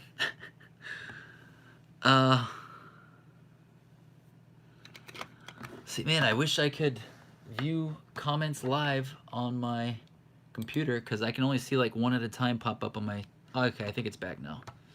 I think we're good. All right, so okay, I got a lot of... Looks like I've missed some things here. So how was the movie story-wise? Like, was it rushed or paced well? From Jefferson Yu. Okay, so the movie like the meat of the movie is 2.5 hours long. Then you've got, you know, the before and after. So like the whole theater experience is about 3 hours long. So I expected, first of all, I expected to have to use the toilet, and I was hoping there would be like intermission, kind of like there was for End of Evangelion, where you had that break in the middle with the credits, and then, you know, because I was like, there's no way I can, you know, stay in the seat for 3 hours. I usually go to the toilet a lot, which you wouldn't be able to tell because in my live streams I'm fine. But I try not to drink anything before the movie, and I was expecting that I would find a break, like a slow part. Like 3.0 has like a lot of parts, I think, or any of those movies, where you could probably run to the toilet and not really miss a whole lot. This movie did not have that. This movie did not feel like it was over 2.5 hours long. It starts off real fast, as if a lot of you guys have probably seen the first 10 minutes that was released officially on YouTube. And then it just, basically all of the questions you've had since the last movie start to get answered, and things start to get fleshed out, and more characters start to come into the picture. And it's just like this, that first hour after that first 10 minutes that everyone's already seen that first action scene, that first hour after that is just like all this, I don't want to spoil anything, but it's just like, it was very refreshing to see. It was so refreshing. And once that refreshing part is over, then it starts to go back into this, you know, this more breakneck speed action segment, which is preceded by this other kind of some things that happen right between those two segments that you just go like, oh god, okay, there's no toilet time happening. Like there's not gonna be intermission. And then the end of the movie, which is like that first half, and then there's something that happens, and then that last half are all just kind of connected. There's no breaks really. There's not really a chance to get up. I didn't see anyone get up to use the toilet. So as far as the pacing goes, the story was paced very well, and there were no points where I got bored. There were no points where I thought it was overkill. There was a lot going on, that's for sure. So anyway, yeah, nothing felt rushed.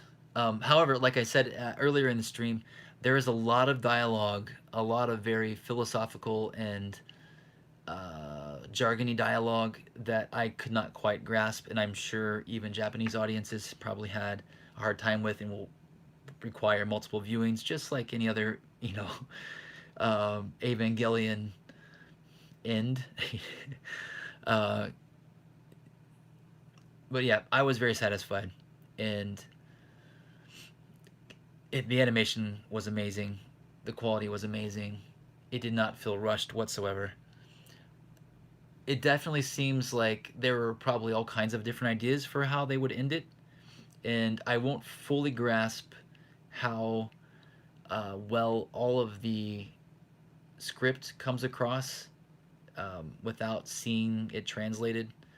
But visually and emotionally, and from what I could get from everything at the end, the last part, I was satisfied with the pacing and the story. More than satisfied. Sorry, that was way back up there. That's before my comments got disrupted.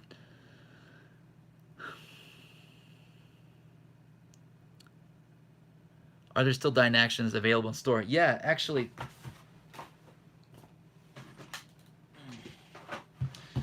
I ordered this Dynaction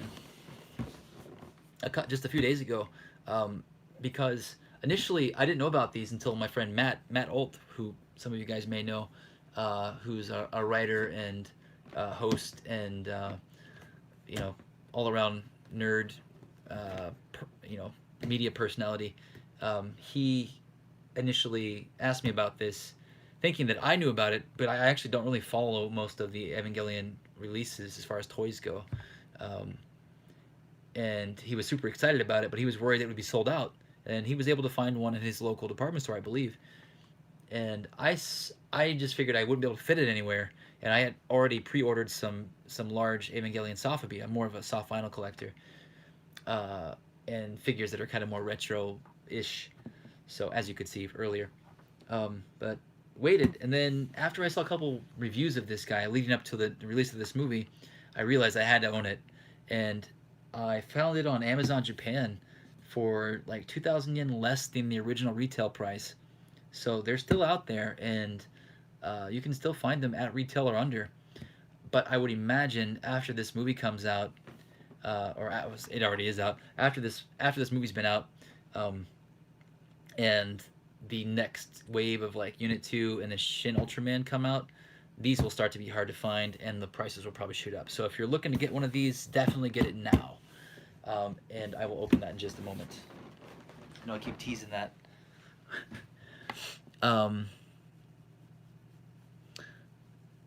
But you're asking about in-store. To be honest, I don't know if I saw it in the last 2 stores I was in. There's a lot of stuff that I saw that was like overstocked like a month ago. Not just Ava stuff, but like some Ultraman things that were gone. Like all the new Shin Ultraman stuff was off the shelf. The new Godzilla soft vinyl animated figures, like you have to get a ticket to even buy these now. Like they don't even have them hanging on the shelves a lot of the stores. So I don't know. It's kind of weird right now with retail. A lot of stuff is like in the back. You have to ask for it.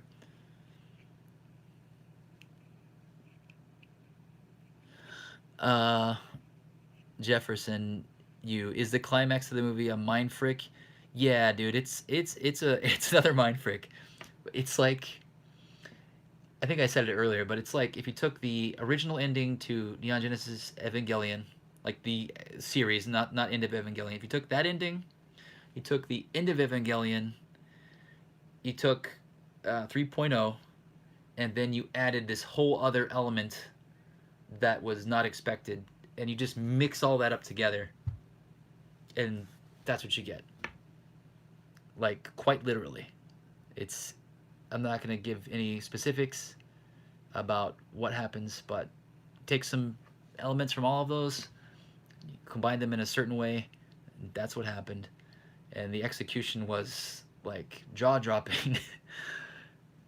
Also, there were 2 or 3 moments in the movie that were very, very emotional and tears came to my eyes a couple times. And the guy sitting next to me was reaching for tissues, and the girl that was sitting in the chair one over from me also was reaching for tissues.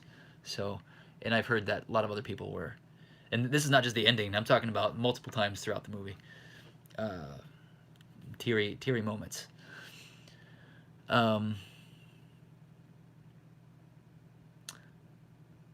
Yeah, mass-produced. These are mass-produced. Yeah, essentially, it's like episode 25, 26, End of Evangelion, and 3.33 on steroids. Yeah, something like that. Yes. Oh, yes.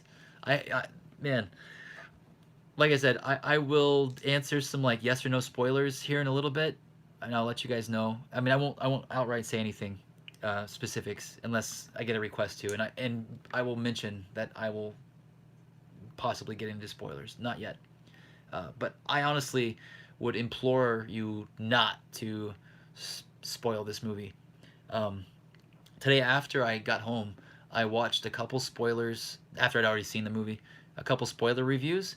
I wanted to pick up, see if I could pick up on anything that I may have missed, or something that may have been more understood with a better Japanese speaker than me. But I think for the most part, I caught the same as them.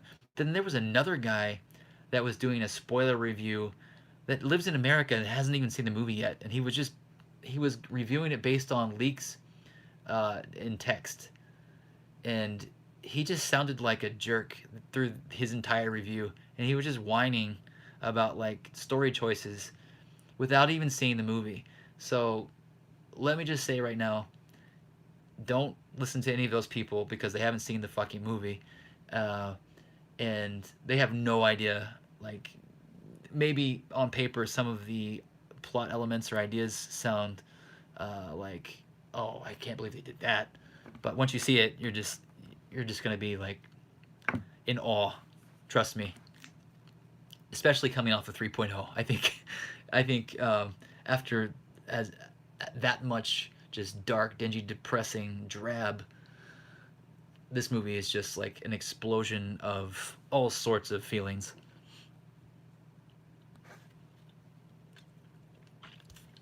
Yes, yes, and there's the crying parts. There were some genuine, like, mostly it was mostly tears of happiness and tears of, like, just long built emotion.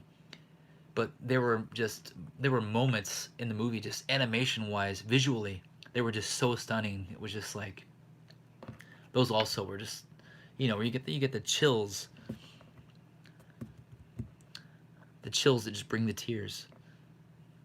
Those little excited happy tears, not emotional, waterfalls or anything, which there are, but there's a bit of both of that. Okay, let's see, we got some more comments here. So people compare this movie to Rise of Skywalker. So you think the movie will be controversial? Okay, Rise of Skywalker? No, I wouldn't compare this to Rise of Skywalker at all. I don't know who's comparing it to Rise of Skywalker. Maybe people that are reading spoiler text. Yeah, I didn't get that at all. And I am a Star Wars fan that did see. I also saw all those movies here in Japan in the theaters. No, nothing like that. Maybe I could kind of see like a couple elements that might have, but that's not. I would never make that comparison at all. Do I think the movie will be controversial? Well, as controversial, if not more, as End of Evangelion and the end of Neon Genesis Evangelion, because it's basically both of those plus added elements. So I think this is one of those movies that will be, this movie itself will be talked about for a long, long time and analyzed over and over and over, just as much as End of Evangelion, if not more. Okay.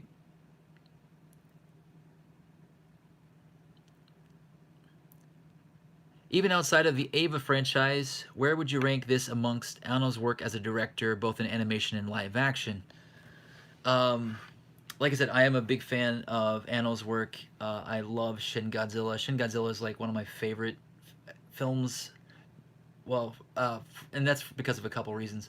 One, because Godzilla is like one of my favorite things of all time, and I had been waiting for like a realistic Godzilla movie, and that was like more than I could have ever asked for.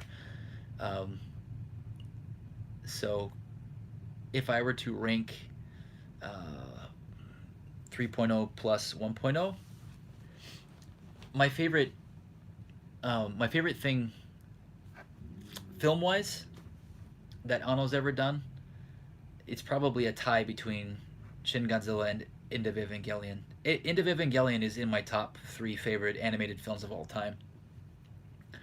This movie I will have to rewatch one more time before I can quite rank it, but it's if I'm talking strictly Anno, it's gonna be Shin Godzilla, End of Evangelion, and this movie are somewhere floating around in the top 3 spot. So um, if I were to include all of Neon Genesis Evangelion, uh, then it's a bit of a difficult decision. I would have to include basically Neon Genesis Evangelion as a whole, including End of Evangelion. I consider that one piece. So yeah, that with Shin, and then this. Like, I'm actually not a big fan of the rebuilds. I mentioned that earlier in the stream, but this movie changed my opinion about the rebuilds. Although I'm probably not as into, I probably won't watch the first one very much. The second one, a bit. 3.0, I'm gonna go back and rewatch again, even though I just watched it last night. I want to rewatch it again now, knowing what I know after seeing this. But yeah, I'm gonna have to process this movie quite a lot, and I am going to buy tickets to go see it again either next Friday night or next Sunday. Because Saturday I have a Marusan toy event to go to. All right, let's see. We got a lot more comments now here.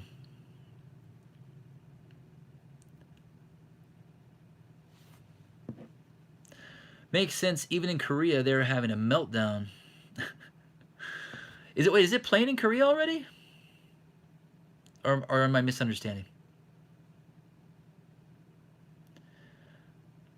Someone who watched the movie actually said it was worser. So yeah. Oh, well, everyone has their own opinions. Did every character get a satisfying conclusion explanation, including Mari?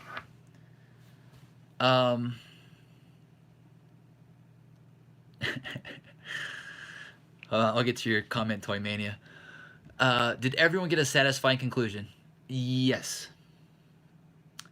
Yes, everyone got a satisfying conclusion.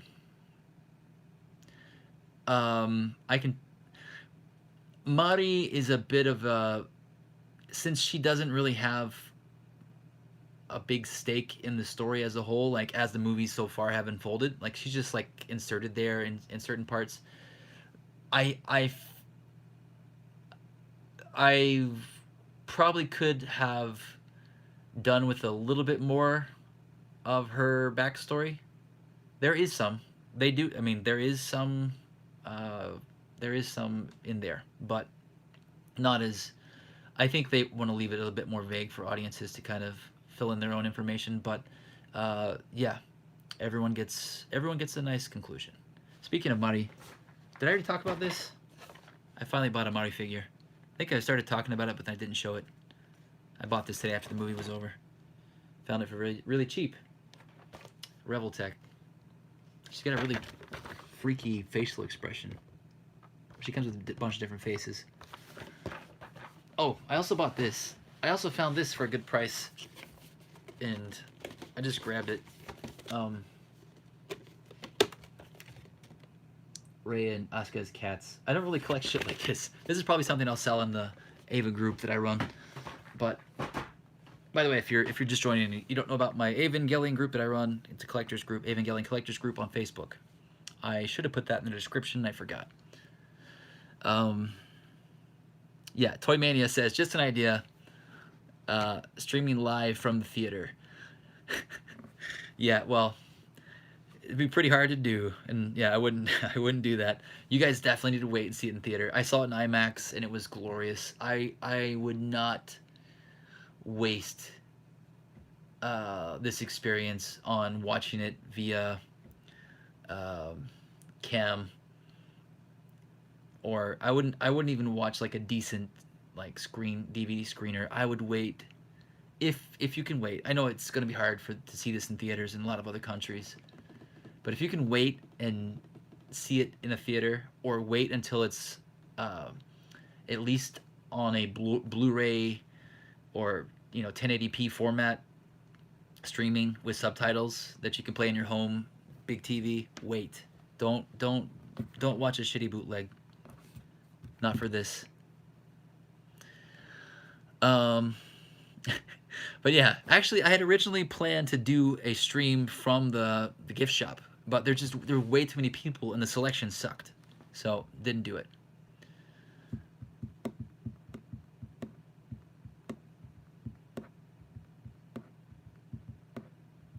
Yeah, okay, so people are reading spoilers in Korea and making conclusions. Yeah, just like I was saying earlier, there were people posting videos, making opinions based off of just like text-based spoilers they had read without seeing the movie, and then whining about it. Dude, just don't read the fucking spoilers and stop crying about shit that you don't really know about because you didn't see the movie. Just wait. Just wait. You've already, guys, everyone's already waited for almost 10 years. You can wait like a few more months. Impatient.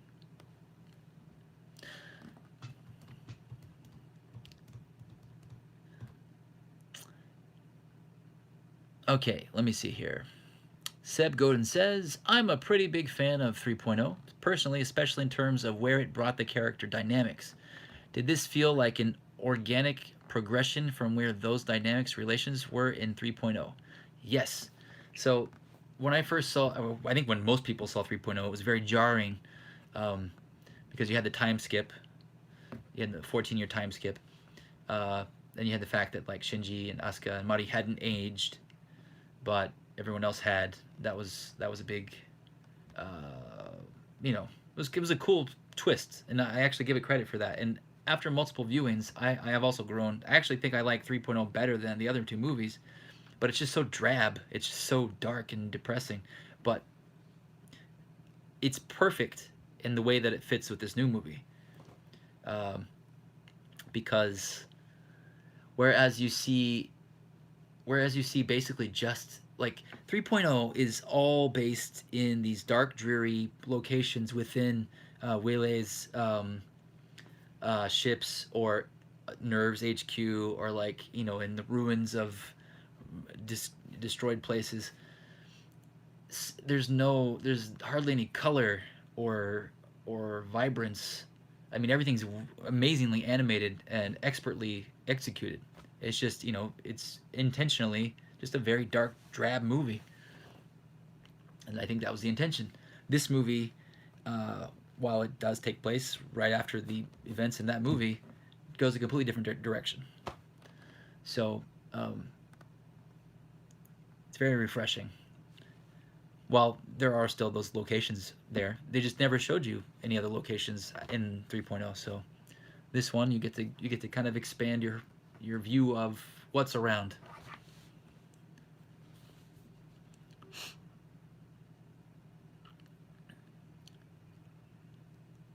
And real quick about the dynamics and stuff. I mean, I've always felt Mari was a little bit forced, and I think that was the intention, right?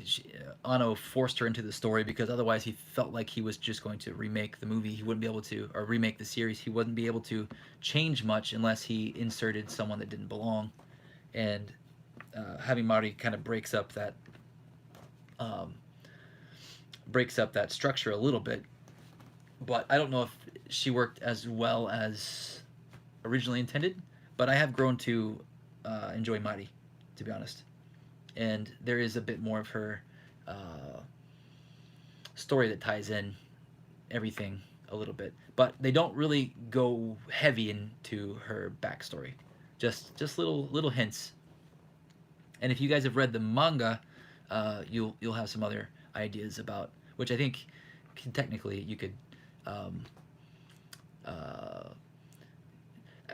You know, there are some like quick little drops in like little photographs and things. I think in 2.0 and 3.0, I can't remember. It was one of those two where you see like a quick snapshot. That's a clue about her backstory, but they really don't like lay it out for you. They just drop some more hints about that. I mean, I guess they do kind of lay it out for you, but they don't spend a lot of time on it. I mean, they've got so many characters in this movie; they can only spend so much time with Mari. But they definitely give her fan service times, because I think that's another whole point that she's there, is for the especially the fan service. She likes to brag about the size of her breasts, that's for sure.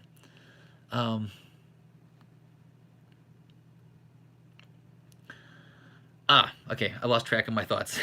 I'm still answering your question about character development. So, going back to 3.0, one of the characters that I think a lot of people complained about losing character development was Rey, because she has so much character development in 2.0. That is one of the things that separates her from the Rey in the original series. And then they just she's gone, and then you've got another clone, Rey Q, and Rey Q probably, in my opinion, is one of my favorite characters from this new movie. I'll leave it at that.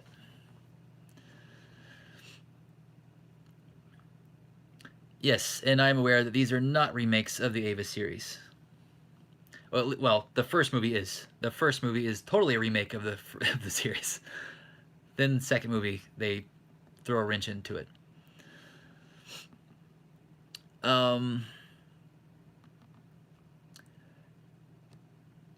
Did your favorite moment, Jefferson, you asked, did your favorite moment in the Evangelion change because of this movie, or does it remain the same? Or is it close to being changed? I would say, like I said, it'll take me another 1 or 2 viewings before I decide conclusively. There were moments in this movie that were like on my top tier, like best animated film moments ever. As far as Evangelion goes, End of Evangelion is still like the ultimate tier of Ava, and it's, I think, I'm very into like the retro and old ways of doing things. So like the new movie incorporates obviously a lot of digital technology and 3D animation, but they've blended it very seamlessly. I mean, you can tell when it's there, but they blended it very seamlessly as I've ever seen with 2D in certain shots. But that being said, I love traditional hand-drawn animation, hand-painted backgrounds, and this movie delivered on a lot of hand-painted backgrounds and hand-drawn animation mixed in with this other new technology. But End of Evangelion just has that, 90s theatrical anime look to it that is part of the aesthetic that, you can't really get anymore. That is something I prefer visually. But this movie has moments that comes close, and there are some, let's just say there are some scenes or a scene that is a callback to one particular scene from End of Evangelion. I'm not going to spoil anything. I'm not going to say what scene it is. There is a callback. There's several callbacks, but there's one in particular that's just like they kind of not redo a scene, but they reinterpret an event sort of from End of Evangelion, but in a completely different way, a very unique way, and it's just kind of like this what the fuck moment, like, and I'm talking about animation style. The animation style. I'll leave it at that.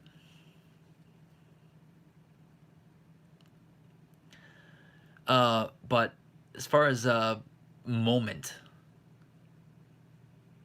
I'll have to rewatch it. But like there were definite moments in this movie where I was just like, wow, that's gorgeous.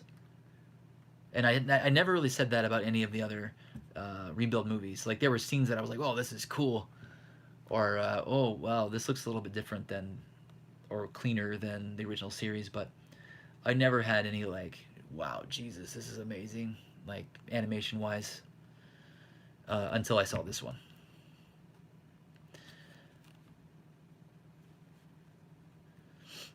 Okay, I need to get back down to the comments here.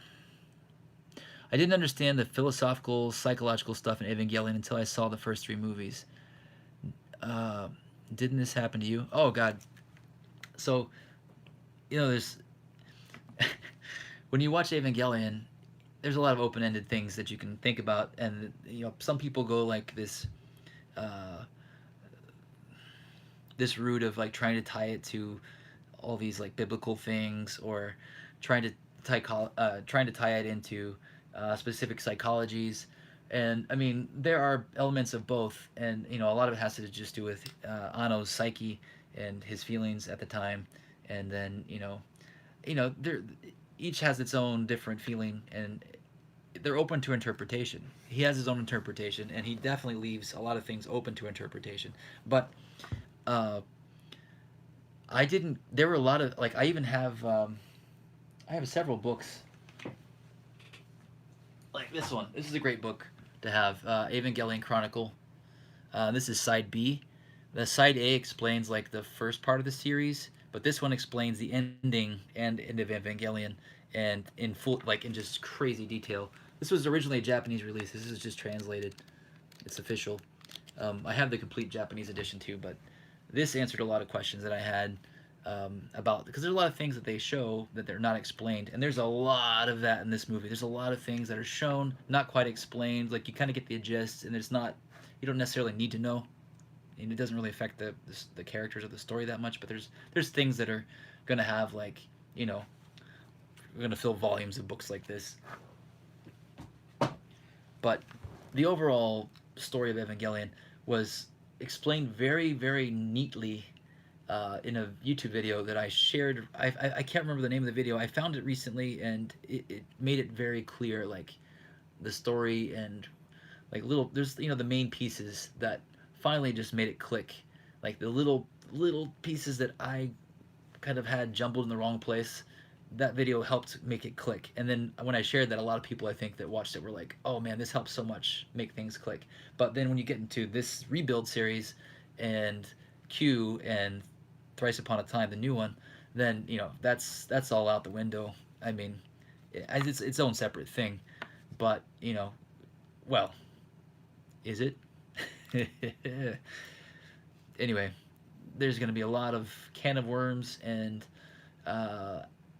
analysis, never-ending analysis of this in the near future once it's released outside of Japan. I mean, it's already started here in Japan, but once this makes its way into home theaters, there's going to be ungodly amounts of analysis videos on YouTube. I won't be one of them people doing them. I'm doing my analysis right now. Spoiler free. Okay. Okay, so what I said about Ray Q makes you happy, man. I'm glad. I won't say anything more than that about her.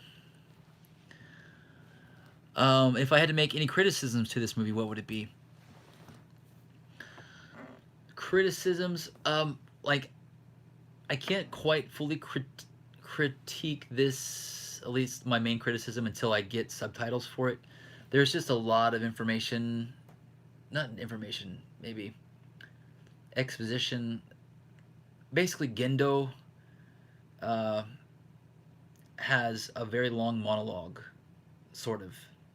It's not just like him just standing and talking. There's a lot going on, but there's a lot of things he says that I understood a lot of it, but there's things that I don't know if they were rushed or if they are just things that I couldn't quite grasp. I need to go back and rewatch it, but basically there was just like this mid to mid end section of a lot of expository dialogue that, I mean, it's not like someone in a room just explaining things. It's like there's crazy shit happening while this is going on, but there's a lot just being said, and my only complaint was that I couldn't understand what was being said because it was just kind of over my head with the grammar and vocabulary being used. I will one of my biggest things that I did not like about 3.0 was the Wele or Vile, however you pronounce it, like their big airships. I know a lot of people complained about the big airships, and then when I saw the first 10 minutes of this movie, with like the big airships like rotating and falling down, I was like, oh god, more giant airships. Like there's only two two, like basically that scene that they've already shown, and there's one other scene with the airships. But the airships look so much better this time around than they did in the last movie, because they just looked like full on CG, you know, fake cell animation. One thing I noticed after rewatching Q, and then rewatching this, or not rewatching this, but watching this, was that um, they are homaging like the old 70s tokusatsu flying battleships, like the Japanese tokusatsu live action TV battleship type shows, science fiction and flying science fiction ships and things, which apparently Anna was really a big fan of. And if you go back and watch 3.0, you'll notice that there's like little beams of light coming off the ends of the what's it called, the Wunder, and the other airships. And I guess it's supposed to represent some kind of AT field system where that's like holding them within gravity above Earth.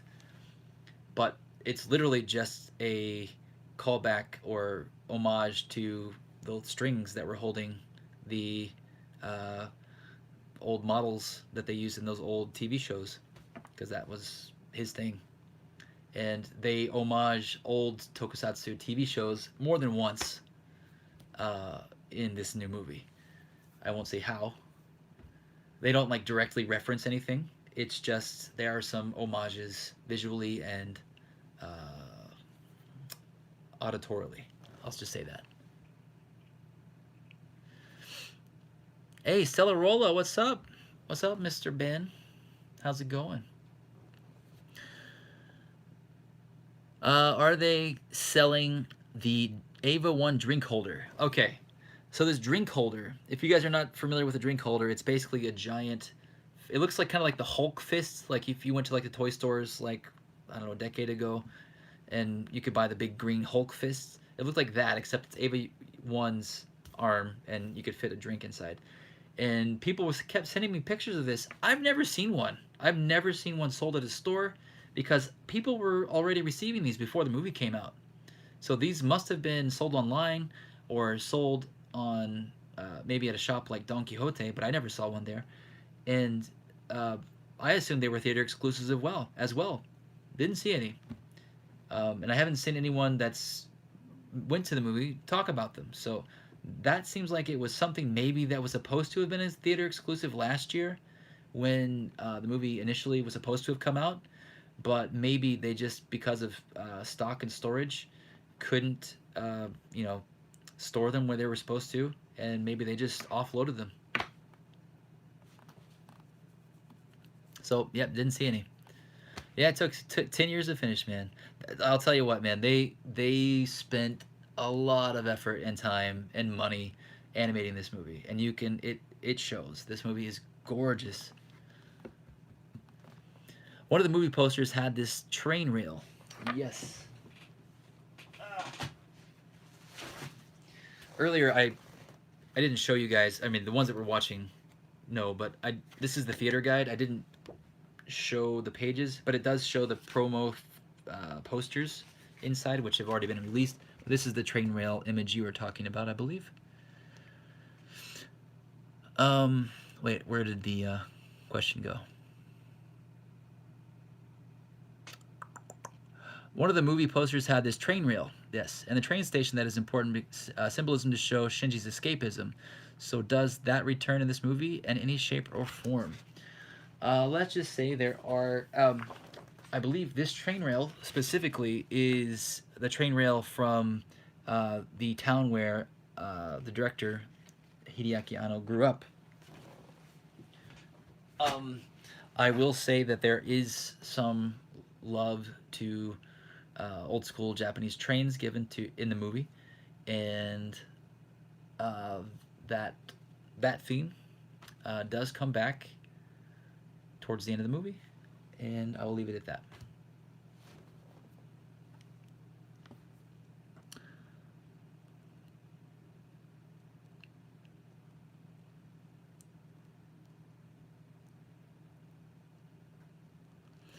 As he understands, the first movie needs to be a remake because it was what Shinji wished to undone the end event.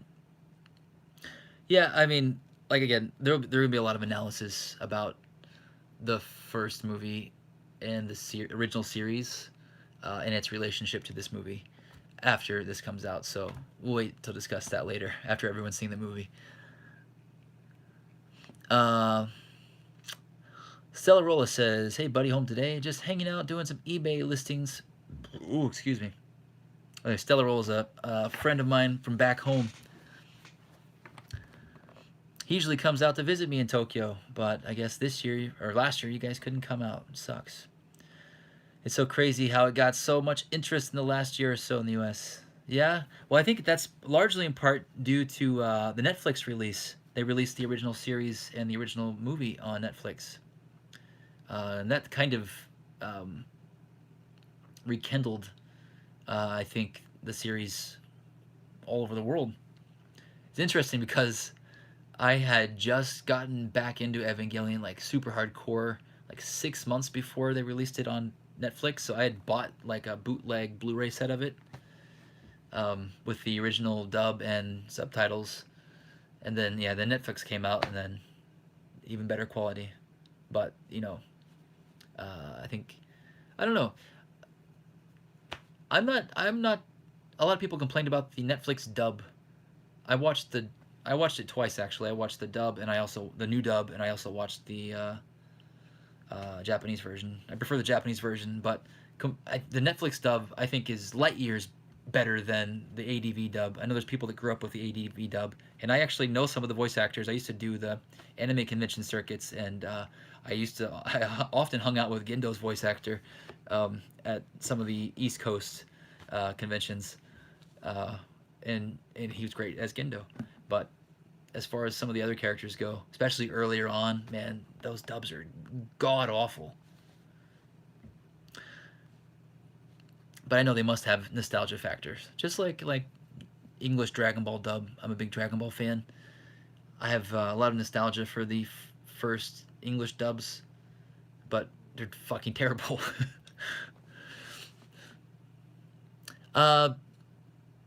Does the Asuka Theater leaflet have any info inside? So I don't know. Some of you guys may have seen the theater book, and came with also a separate book that had some like new toys and merchandise and stuff, which I already went through that whole book earlier in the stream. But people that bought tickets also got this little leaflet which says "Do not open." So I did open it earlier. There is an image that is somewhat of a spoiler. I guess you can not. I mean, it's just like it's just a shot from the film.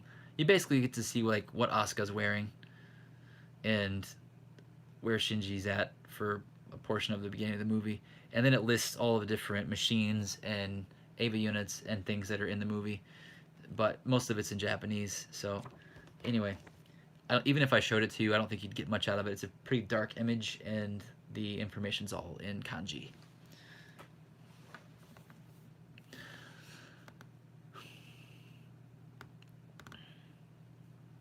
Looks like Toy Mania's got some friends in here too. Juan and Takumi. Yeah, it was totally worth the 10-year wait, Juan.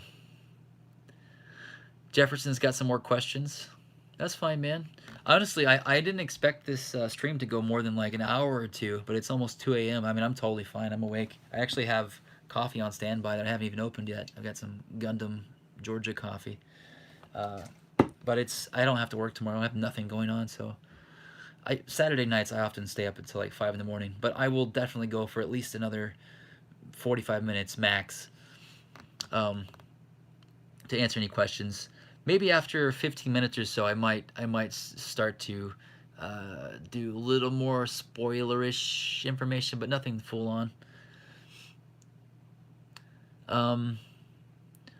Jefferson asked, does Misato's mind ever get explored in this movie? Or any of the Relay members, since my only big complaint with 3.33 would be the lack of explanation of their emotions. Yes, yes, and yes. Yes, Misato. Misato gets some love in this movie. Because she got nothing. She got nothing but she got some dry turkey in the last movie. Um, Jeff, there's two Jeffs, sorry. Jefferson and Jeff. Jeff, about to head out, bud, but I'm going to watch the end of the stream later. Got some family stuff to do. All right, man, thanks for joining us. Thanks for watching this long. Yeah, I'll leave this. I don't know if I'll leave the stream up indefinitely. I'll leave it up throughout the weekend for sure. But once Monday comes around, I might take it down. I've got some other videos. I'm going to be putting up some more edited videos. But yeah, I usually only leave my streams up for the weekends. I might do a more concise review once I see the movie one more time.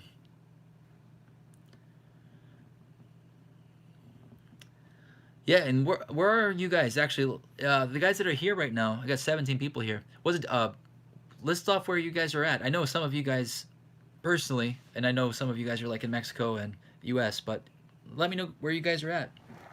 I'm curious to see who's watching and from where. Holger Kilsch, I don't know if I'm pronouncing that correctly, but was it difficult to get the ticket? So it opened on Monday, correct? It was very difficult to get the ticket for Monday. They were sold out everywhere, and I couldn't go until today because I have a full-time job, and it's one of the busiest times of the year, and I cannot request a day off.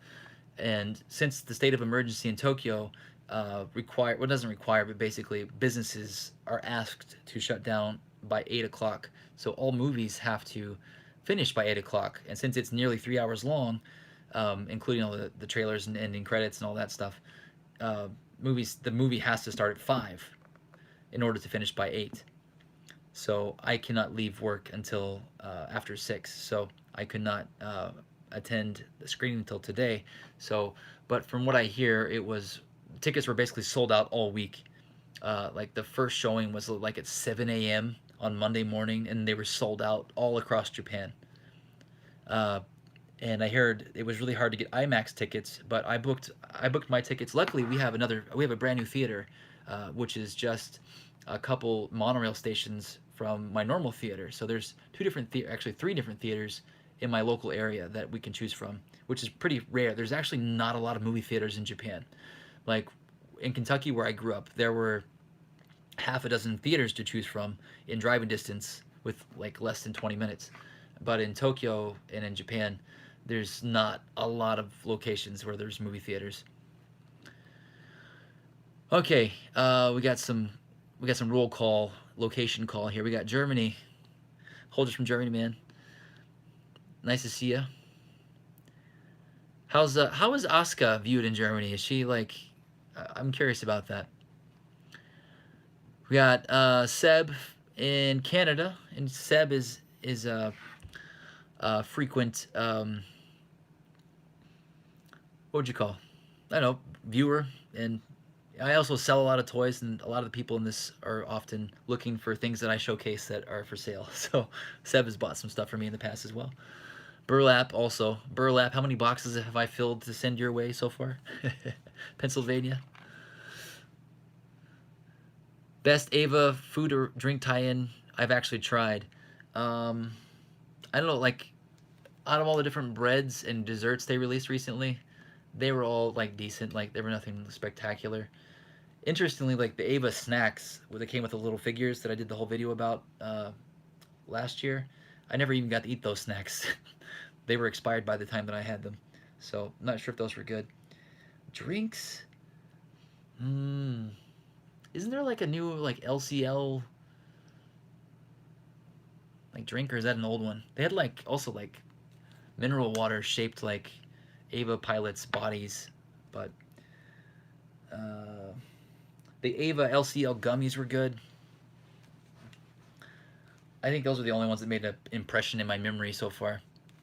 But they just taste like gummies, but they look cool. They didn't taste like LCL, which I think is supposed to like smell and taste like blood.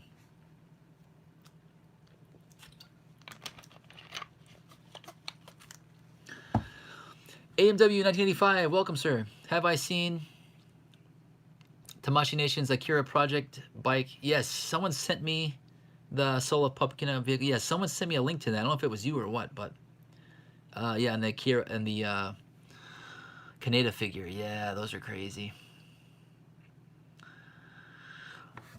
Yeah, I did it. If you guys haven't seen, I did a couple or one. Did I do one or two? I know I did one video about Akira collectibles and the weird rare Spanish Kaneda figure.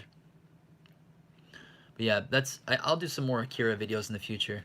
It's just you think there'd be more Akira stuff. There's not a whole lot of Akira stuff, and what is available modern day is always crazy expensive. And the vintage stuff is also crazy expensive. So it's just the only thing that's easy to get now that's inexpensive are the reissues of the little Gashapon diorama figures. All right, we got from Georgia, Scotland, Panama, all over the world, man. That's awesome. Jefferson, one final question before trying to sleep. Sorry if I'm delayed at reading your question. I feel like the entire Evangelion series, especially the rebuild films, are about Shinji, aka Ano, facing the real world and not growing up as a person. Yes, I also feel that that is the case, and I think he's even stated that before, and that definitely gets explored a whole lot more in the new movie. Once there's some more Shin Ultraman stuff out, I'll probably be needing to make another order. Yeah, man. Shin Ultraman. I've bought pretty much everything that's related to Shin Ultraman that's come out so far. Yeah, I've done a whole review on the Bandai figures, and I'll definitely be getting Dine Action when those come out. And by the way, I keep forgetting to open this. Well, I don't. If I don't get a chance to open this completely, at least I'll open the box up. But like this box is huge, and I'm 6'4", so this is gigantic. I know it's not the best lighting, but this figure is huge and heavy. This box is heavy.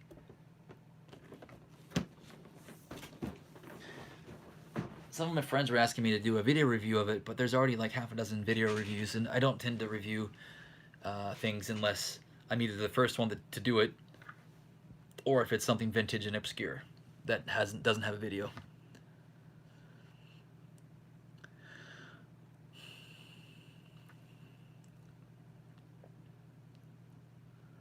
So does the film, see Jefferson, you says, does the film close that message or central theme nicely? Yes, it does close that theme very nicely.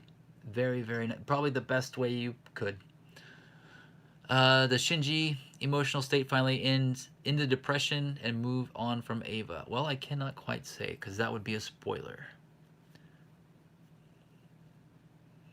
But like I said earlier, the end of this movie is like end of Evangelion, in the final 2 episodes of Neon Genesis Evangelion, Ava 3.0, and some people have likened parts of it to like Ghibli, a Ghibli movie. Just taking all that, swirl it around, and spend 10 years on it, and then go blah. That's what I'm gonna say about it. So, during all that time, and Ano's thoughts, and his depressions, and his highs and lows, apparently he had a lot of depression after making 3.0. And then Shin Godzilla helped him work through that. And then apparently Hayao Miyazaki from Studio Ghibli helped him like get through a large portion of that, and mentally coached him and pushed him to finish the rebuild. So maybe that's where some of that comes from.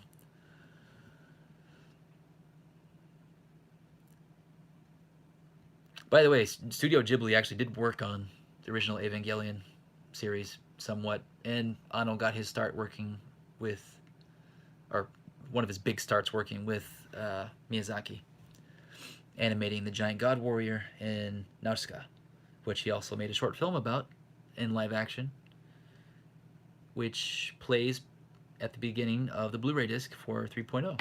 It's all tied together. Hey Juan, thanks man.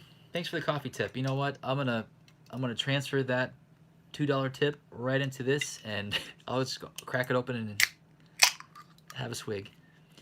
I'm glad you're entertained. I feel like this is my most static live stream, mainly because I don't have any music. I usually have music on in the background, and for some reason the music I had set up never played, and I just never went back to fix it. It's too late now.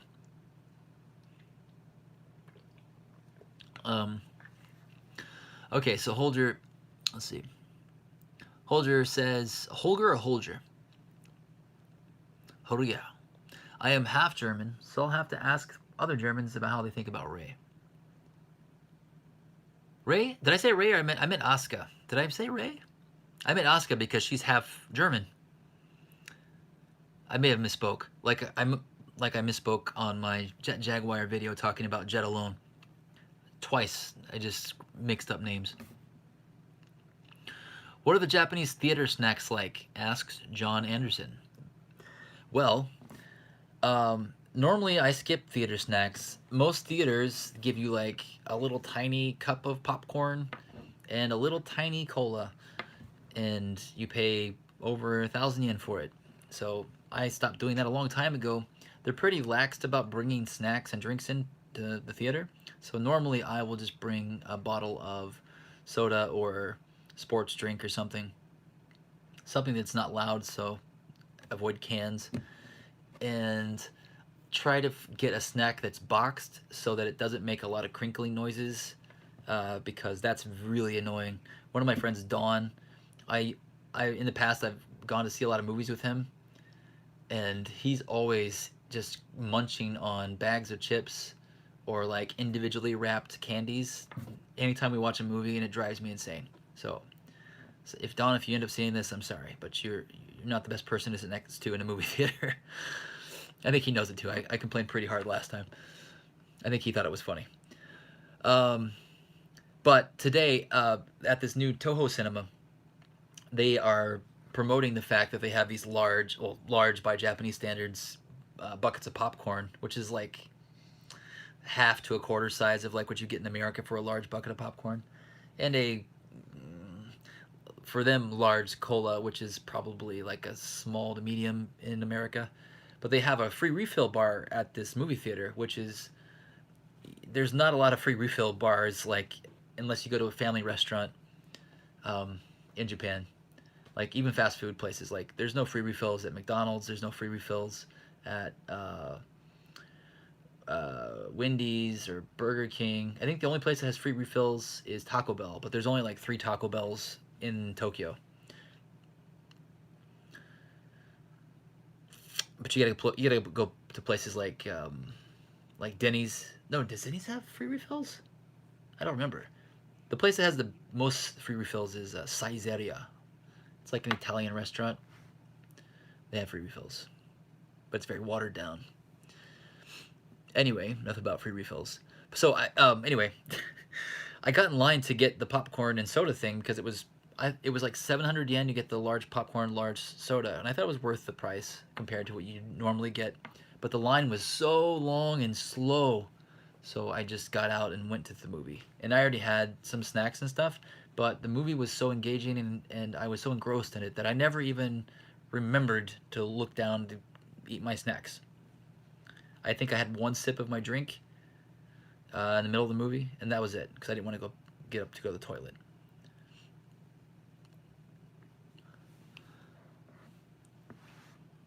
Yeah, okay, so it was you that sent me the Facebook link. Gotcha. Yeah, that's too high. Like this guy, even with die-cast parts and the sheer size and all the little extra attachments and things, it still retails at like, it's like the equivalent of like $175 roughly, like give or take. But you know, that's fair for what this is. But like, and I can't say much. Like I'll easily spend almost 300 on a retro Sotheby, but we're talking about like modern, like mass-produced retail toys. It seems like they could get the prices down a little bit. The vinyl toys I'm buying are like made in like runs of 20, so I understand the price. Those molds are expensive. What's the inflatable behind me? Oh, okay. Sorry, Jeff. Jeff, good night, man.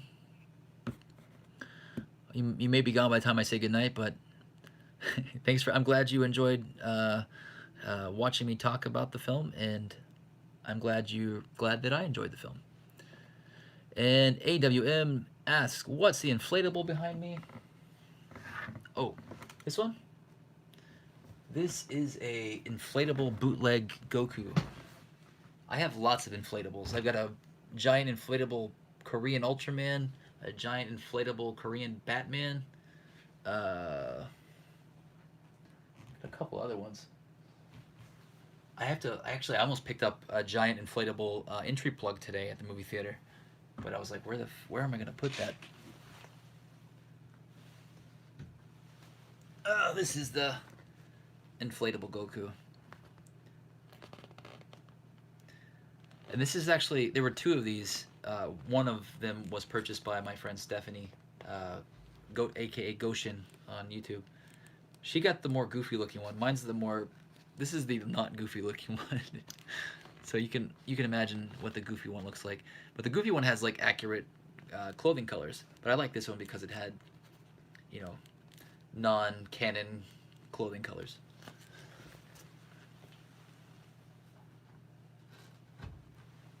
Or like more of a callback to his Kid Goku clothes. Oh, my custom Mando. Yeah, all my custom Mando stuff is in my case back there. I'll show these. I found these today. I picked these up randomly. These are not Ava related, but they look like they're kind of based on Rey and Asuka. These were special edition Wonder Festival like little figures from 2005, which was the year that I moved to Japan.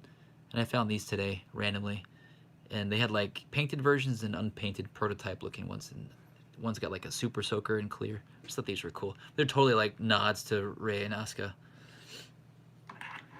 Or if they weren't, they must have subconsciously been. Top 3 Ava stuff from Toy Mania. Okay, let me think about that, and I'll answer this next question. Possible spoilery question. Okay.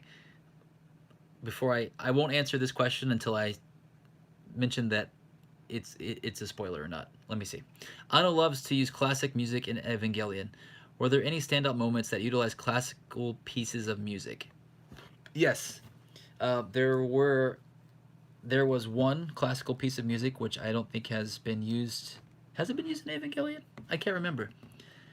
But there's one classical piece of music that was used, famous one, which actually I used in one of my videos like around Christmas time, thinking that it was public domain, and then my video got flagged. So I won't say what song it is, but that video is still up. But if you want to find out and you want to look hard enough through my catalog of videos around Christmas and figure out what piece it was, you could figure it out for yourself. But and there's musically this movie was really good, and there were some non-classical but kind of like retro callbacks too. A lot of people don't like some of the Neon Genesis soundtrack, like some elements of it that kind of have that like 70s vibe, but I love stuff like that. This one definitely had some pieces of music that call back to that as well. Okay, so top 3 Ava stuff. Top 3. Well, definitely in my top 3 would be my super rare, hard to find Misato doll by Takara. I really, really want to find one that's complete with her necklace, because I bought this loose. I'd prefer one boxed. But yeah, Misato's one of my favorite characters, and having a vintage style doll of her by Takara, which I know you're a big fan of Takara too. This is definitely in my top 3 spot. I'd say, actually, let's put them over here. Misato. Also in my top 3 spot, I would have to include my set of Evangelion snack toys. The retro omake style figures, which, like I said, this set right here is one of the rarest Evangelion sets of items that you can find in existence. And I love vintage omake and simple toys like that, so those I would consider this one item, one set. As for a third item, that's also a tough one. Recently, I'm really loving these Evangelion figures, and like I said, I've got a complete set of them now, and I've built them all. They're a contender, but I also really love these like little, the little Microman scale 3 3/4 Microman figures, and these little Ultimate Action figures. I know it's hard to do a top 3, but definitely these are in the top 2.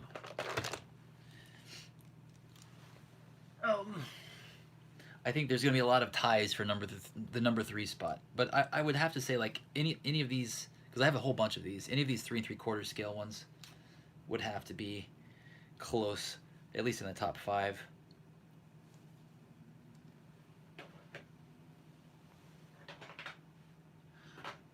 And I'm sure once I get around to actually opening this and playing with it, this will be in that spot as well. So, yeah. I've also got some of the original like Keshi figures, which are unpainted, and I'm big on unpainted Keshi.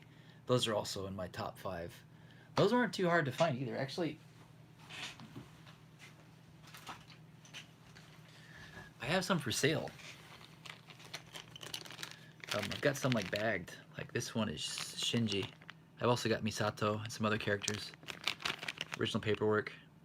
These aren't hard to find, but I love these because they're like 4-inch scale unpainted Keshi, if you're into that kind of stuff. I've got them, like I said, I've got a bunch of stuff that's all still boxed up.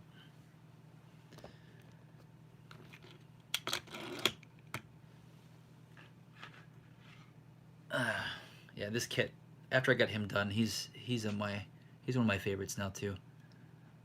Or sorry, she. I love the colors on this version of the Ava unit. The contrast between the dark purple and the bright orange.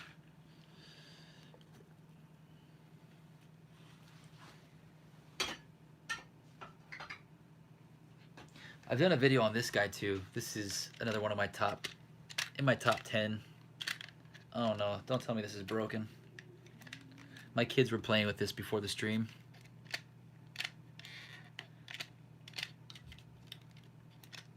It's not winding up anymore. Oh, it works. Whew. Anyway, I did a whole video on this guy. Well, yeah, it's not winding up correctly. Okay, I'll have to mess with that. But I also have Unit 2. See? That's how it should sound.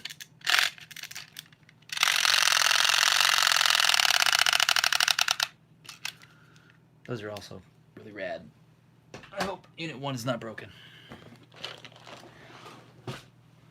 Pray with me.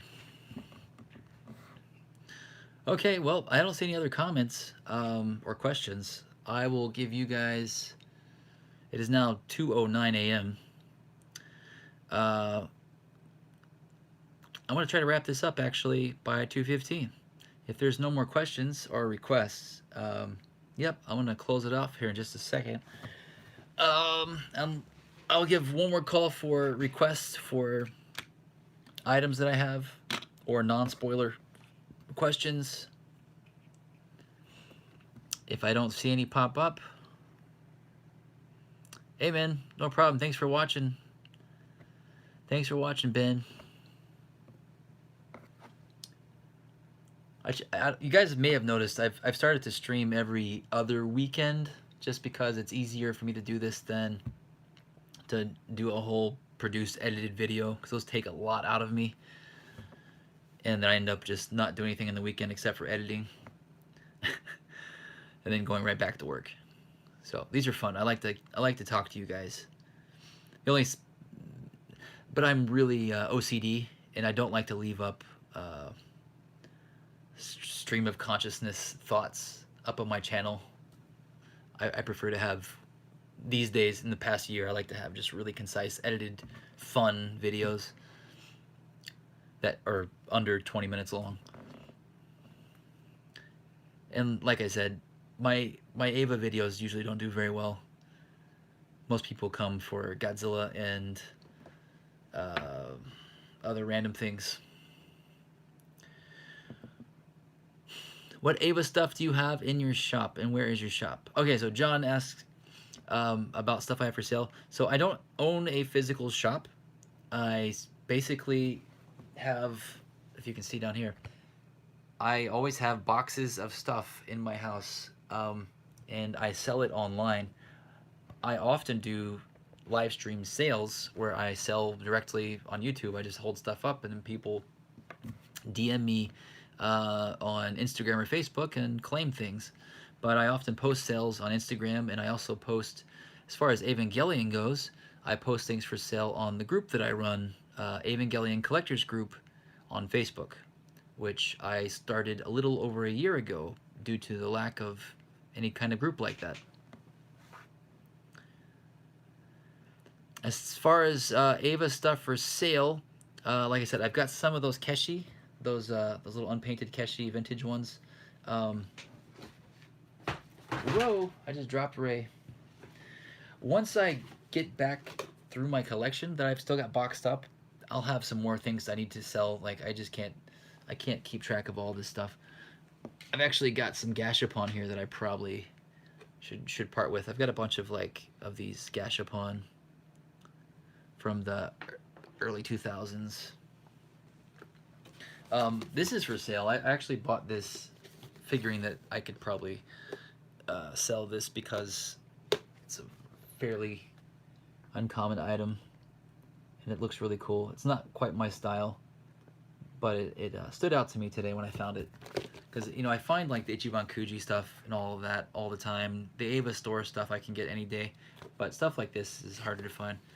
But Wonder Showcase Plus. But yeah, it's cute little cat versions of those characters. But I know that's not really the kind of stuff you collect, I don't think, Toy Mania. You're more into the retro stuff.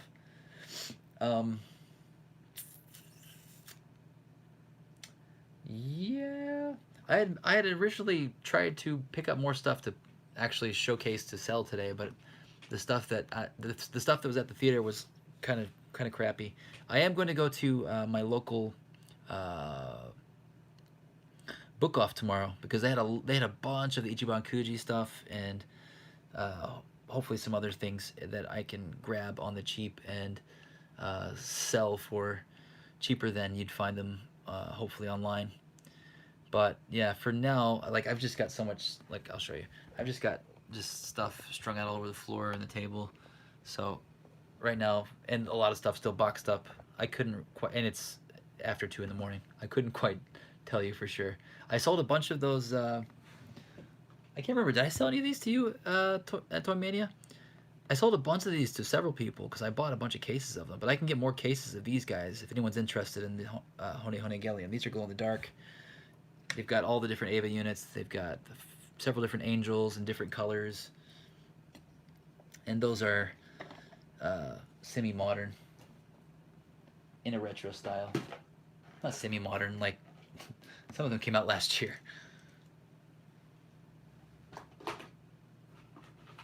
But yeah, I can get them in hold on, I'm moving a bunch of stuff. Yeah. I can get them in big cases like this. Look at all that. Actually, I think I still may have a couple.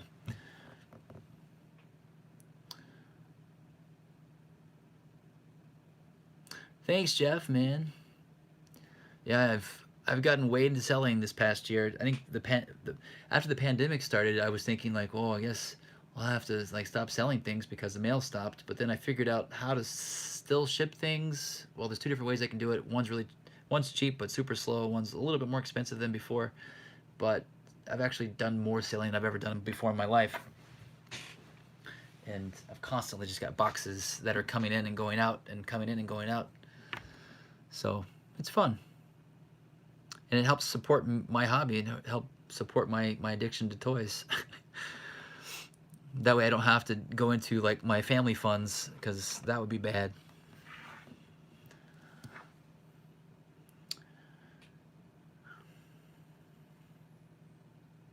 All right, man. Yeah, thanks, John. Yeah, check the Ava group. Like I said, my name's Jeremy. I'm the head admin on there. I'll hopefully be posting like either a video of the recent Ava store or the theater merch at one of the other theaters that has a better selection, and anything that I pull out of my collection that I need to just kind of get rid of or that I find tomorrow, I will post within the next week. Carnage, hey, what's up, man? You're just joining? Yeah, you're late, man. I'm wrapping up. Unless you have a question. If you have a question, I'm taking final questions about the movie or like all the Ava stuff I have laying around here. Spoiler-free questions, and then the last couple minutes before I jump off, I'll allow spoilers, spoiler questions, but not yet. AWM says, can I? Sorry. Jeff, have you seen any Ava frames in store? Yes. Okay, so I got my Ava frame in store the day that they were for sale. The next day, they were all gone. So I have not seen any in store since that first day. So I was very lucky to get that one. As far as the skeleton ones, yeah, man, just DM me on Facebook or Instagram. Let me know that you want the skeleton Evangelions. That they're called Hone. Hone means bone or bony Evangelion. And yeah, I get a lot of requests for those recently, so I'll definitely put in another order for some cases of those. And if you guys haven't seen my review of those, I did a let's build video a couple weeks ago, and then it's not listed, or it's listed but it's unlisted video. If you watch that video, there's a link to a follow-up video which you can't see on my regular channel, but if you watch that video, there's a link to it where I talk more about the figure line. They're basically a two-parter.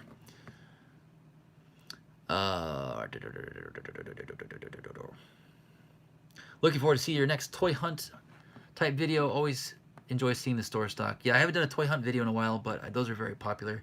It seems like my toy hunts and my gashapon videos are the two most viewed videos that I do, alongside of like the new Bandai stuff. So I will definitely be doing more of those. I don't want to do the same places every time, or at least not focus on the same stuff. So since I put out a lot last year, so I'm just kind of waiting. As soon as I find an interesting place that I haven't been, I'll do one. But Nakano is always good to do toy hunts because there's always lots of good stuff there. But I might do a more like Keshi centric or Sofubi centric, or like Ava centric, or whatever centric, whatever you guys want to see, just let me know.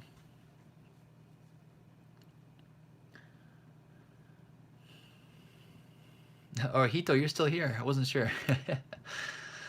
Yeah, Carnage is late today. He slept in, huh? I'm gonna be sleeping in tomorrow. But I was just tipped coffee money, so I guess I'll be up for a bit later. So Carnage, you had asked, you wanted to know if it was good, if it was better than the last one. I'll answer that question very simply. This new Evangelion movie is hands down the best of all of the rebuilds, and is a contender for one of the greatest animated pieces of media put to film. I'm speaking strictly towards on a technical level, but also on just the sheer magnitude of things that they do with it. But you know, since it's not a self-contained story, I don't think it can be considered like the greatest of anything. Just on a technical achievement level and the amount of time they spent making it and how amazing it looks and the satisfaction of the way things tie up, it all was just it was great. So yeah, you have to go back and watch the stream. I go a lot more into, without spoiling, my thoughts. All right, guys. Well, I think that will do it for today's stream. If anyone has any specific yes or no style spoiler-ish questions they want to ask, since I said that I would do it, now is the time. But of course, I will not answer that until I give a final warning. But I don't see any questions yet. So, AWM1985, have you seen the YouTube channel Slimehouse? Yes, I've talked to the Slimehouse guy a few times on Instagram. Yeah, he also makes like films and things, right? And short films. His videos are really high quality. Yeah, he did he did some toy hunting in Japan. He's more into that like early '90s aesthetic with those kinds of toys. But yeah, he's got some of the same tastes as I do. But I wish he'd put out more toy videos. He doesn't put out very many. Seems like a cool guy though. All right, guys, last chance. I'm gonna give you guys 9 minutes to ask any other questions, which could be non-detailed spoiler questions, which I will answer vaguely. But if you want to avoid any spoilers, you might want to just click away now. But I'm not going to say anything unless someone asks. So far, don't say any questions.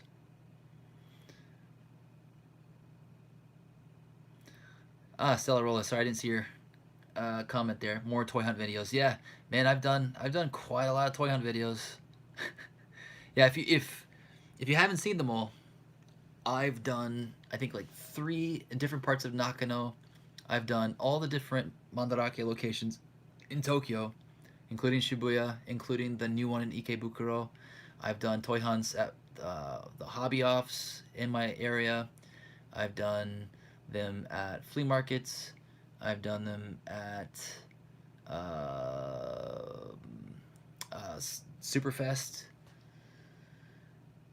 That's all with this just in the last year. Quite a lot. So if you guys have only seen like 1 or 2 of my toy hunt videos, just check my channel.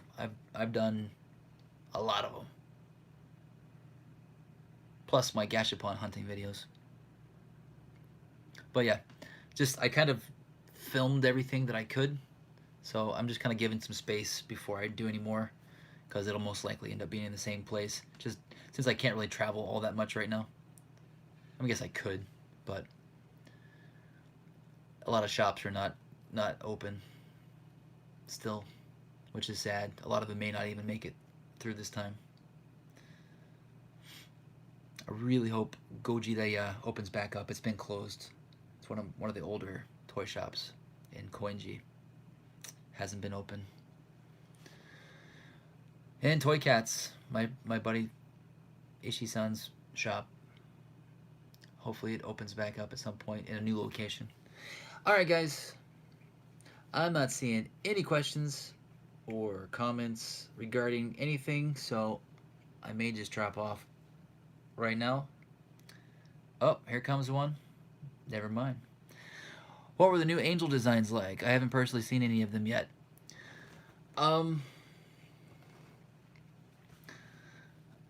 This is okay, so I won't spoil anything, I don't think.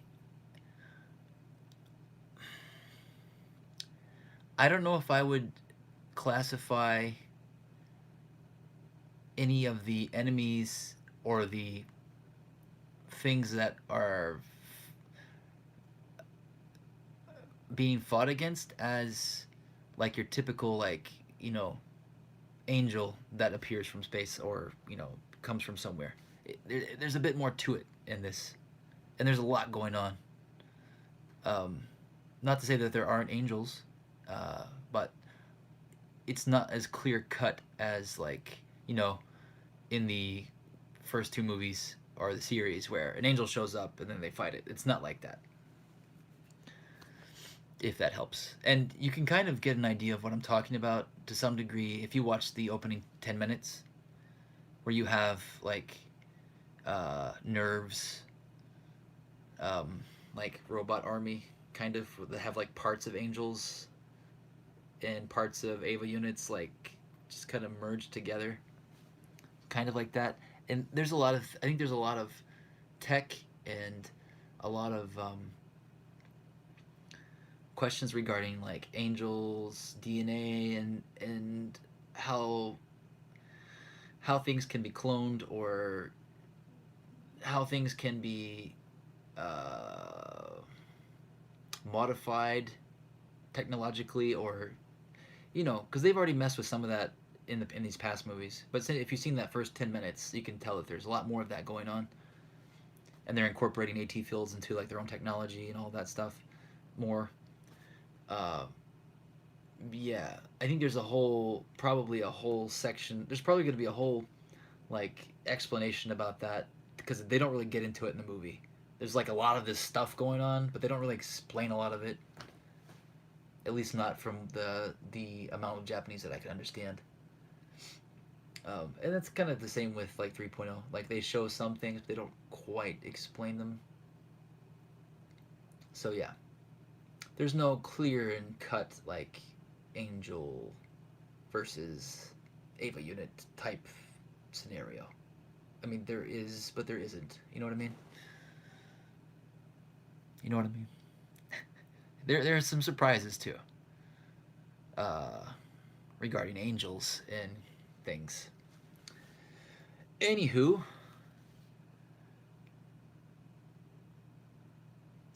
all right, guys, I got 3 minutes left until I'm signing off.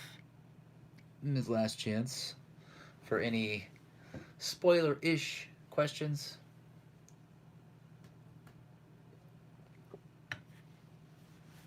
Otherwise, I will be signing off, cleaning up this mess,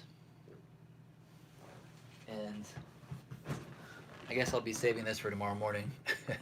No one really called for me to completely open it. I will crack it open here so you can see the window for those joining us here at the end of the stream. This is the giant Dynaction, half die-cast, half plastic, giant Evangelion figure, the most recent figure that's been released, or one of the most recent figures that's been released. And I suspect that we'll start to see a lot more figures released later this month, just due to the fact that the movie's finally come out. So anything that was being not sold due to spoiler reasons will probably start to show up soon. So yeah, just like you guys. Wait, did Godzilla versus Kong come out this weekend, or is it next weekend? I mean, I'm not like. I was way more excited for this movie, but I am very interested to see that movie. But I saw, like, the figure releases this week. I hope Mechagodzilla looks better than the toys, because it was terrible looking. Anyway, doesn't matter. Still got the real Mechagodzillas.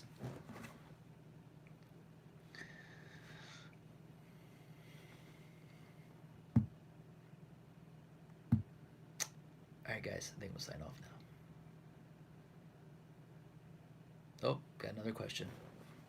You caught me at the last minute. Not this weekend for Kong. Okay. Well, it's coming soon. Right? Shin Ultraman should be... Shin Ultraman's coming soon, too. Not that soon. It's this summer. I'm very excited for that. All right, Hito. Thanks for staying awake. And all right, guys. It is now about 10 seconds till 2:30, so I'm gonna end it here.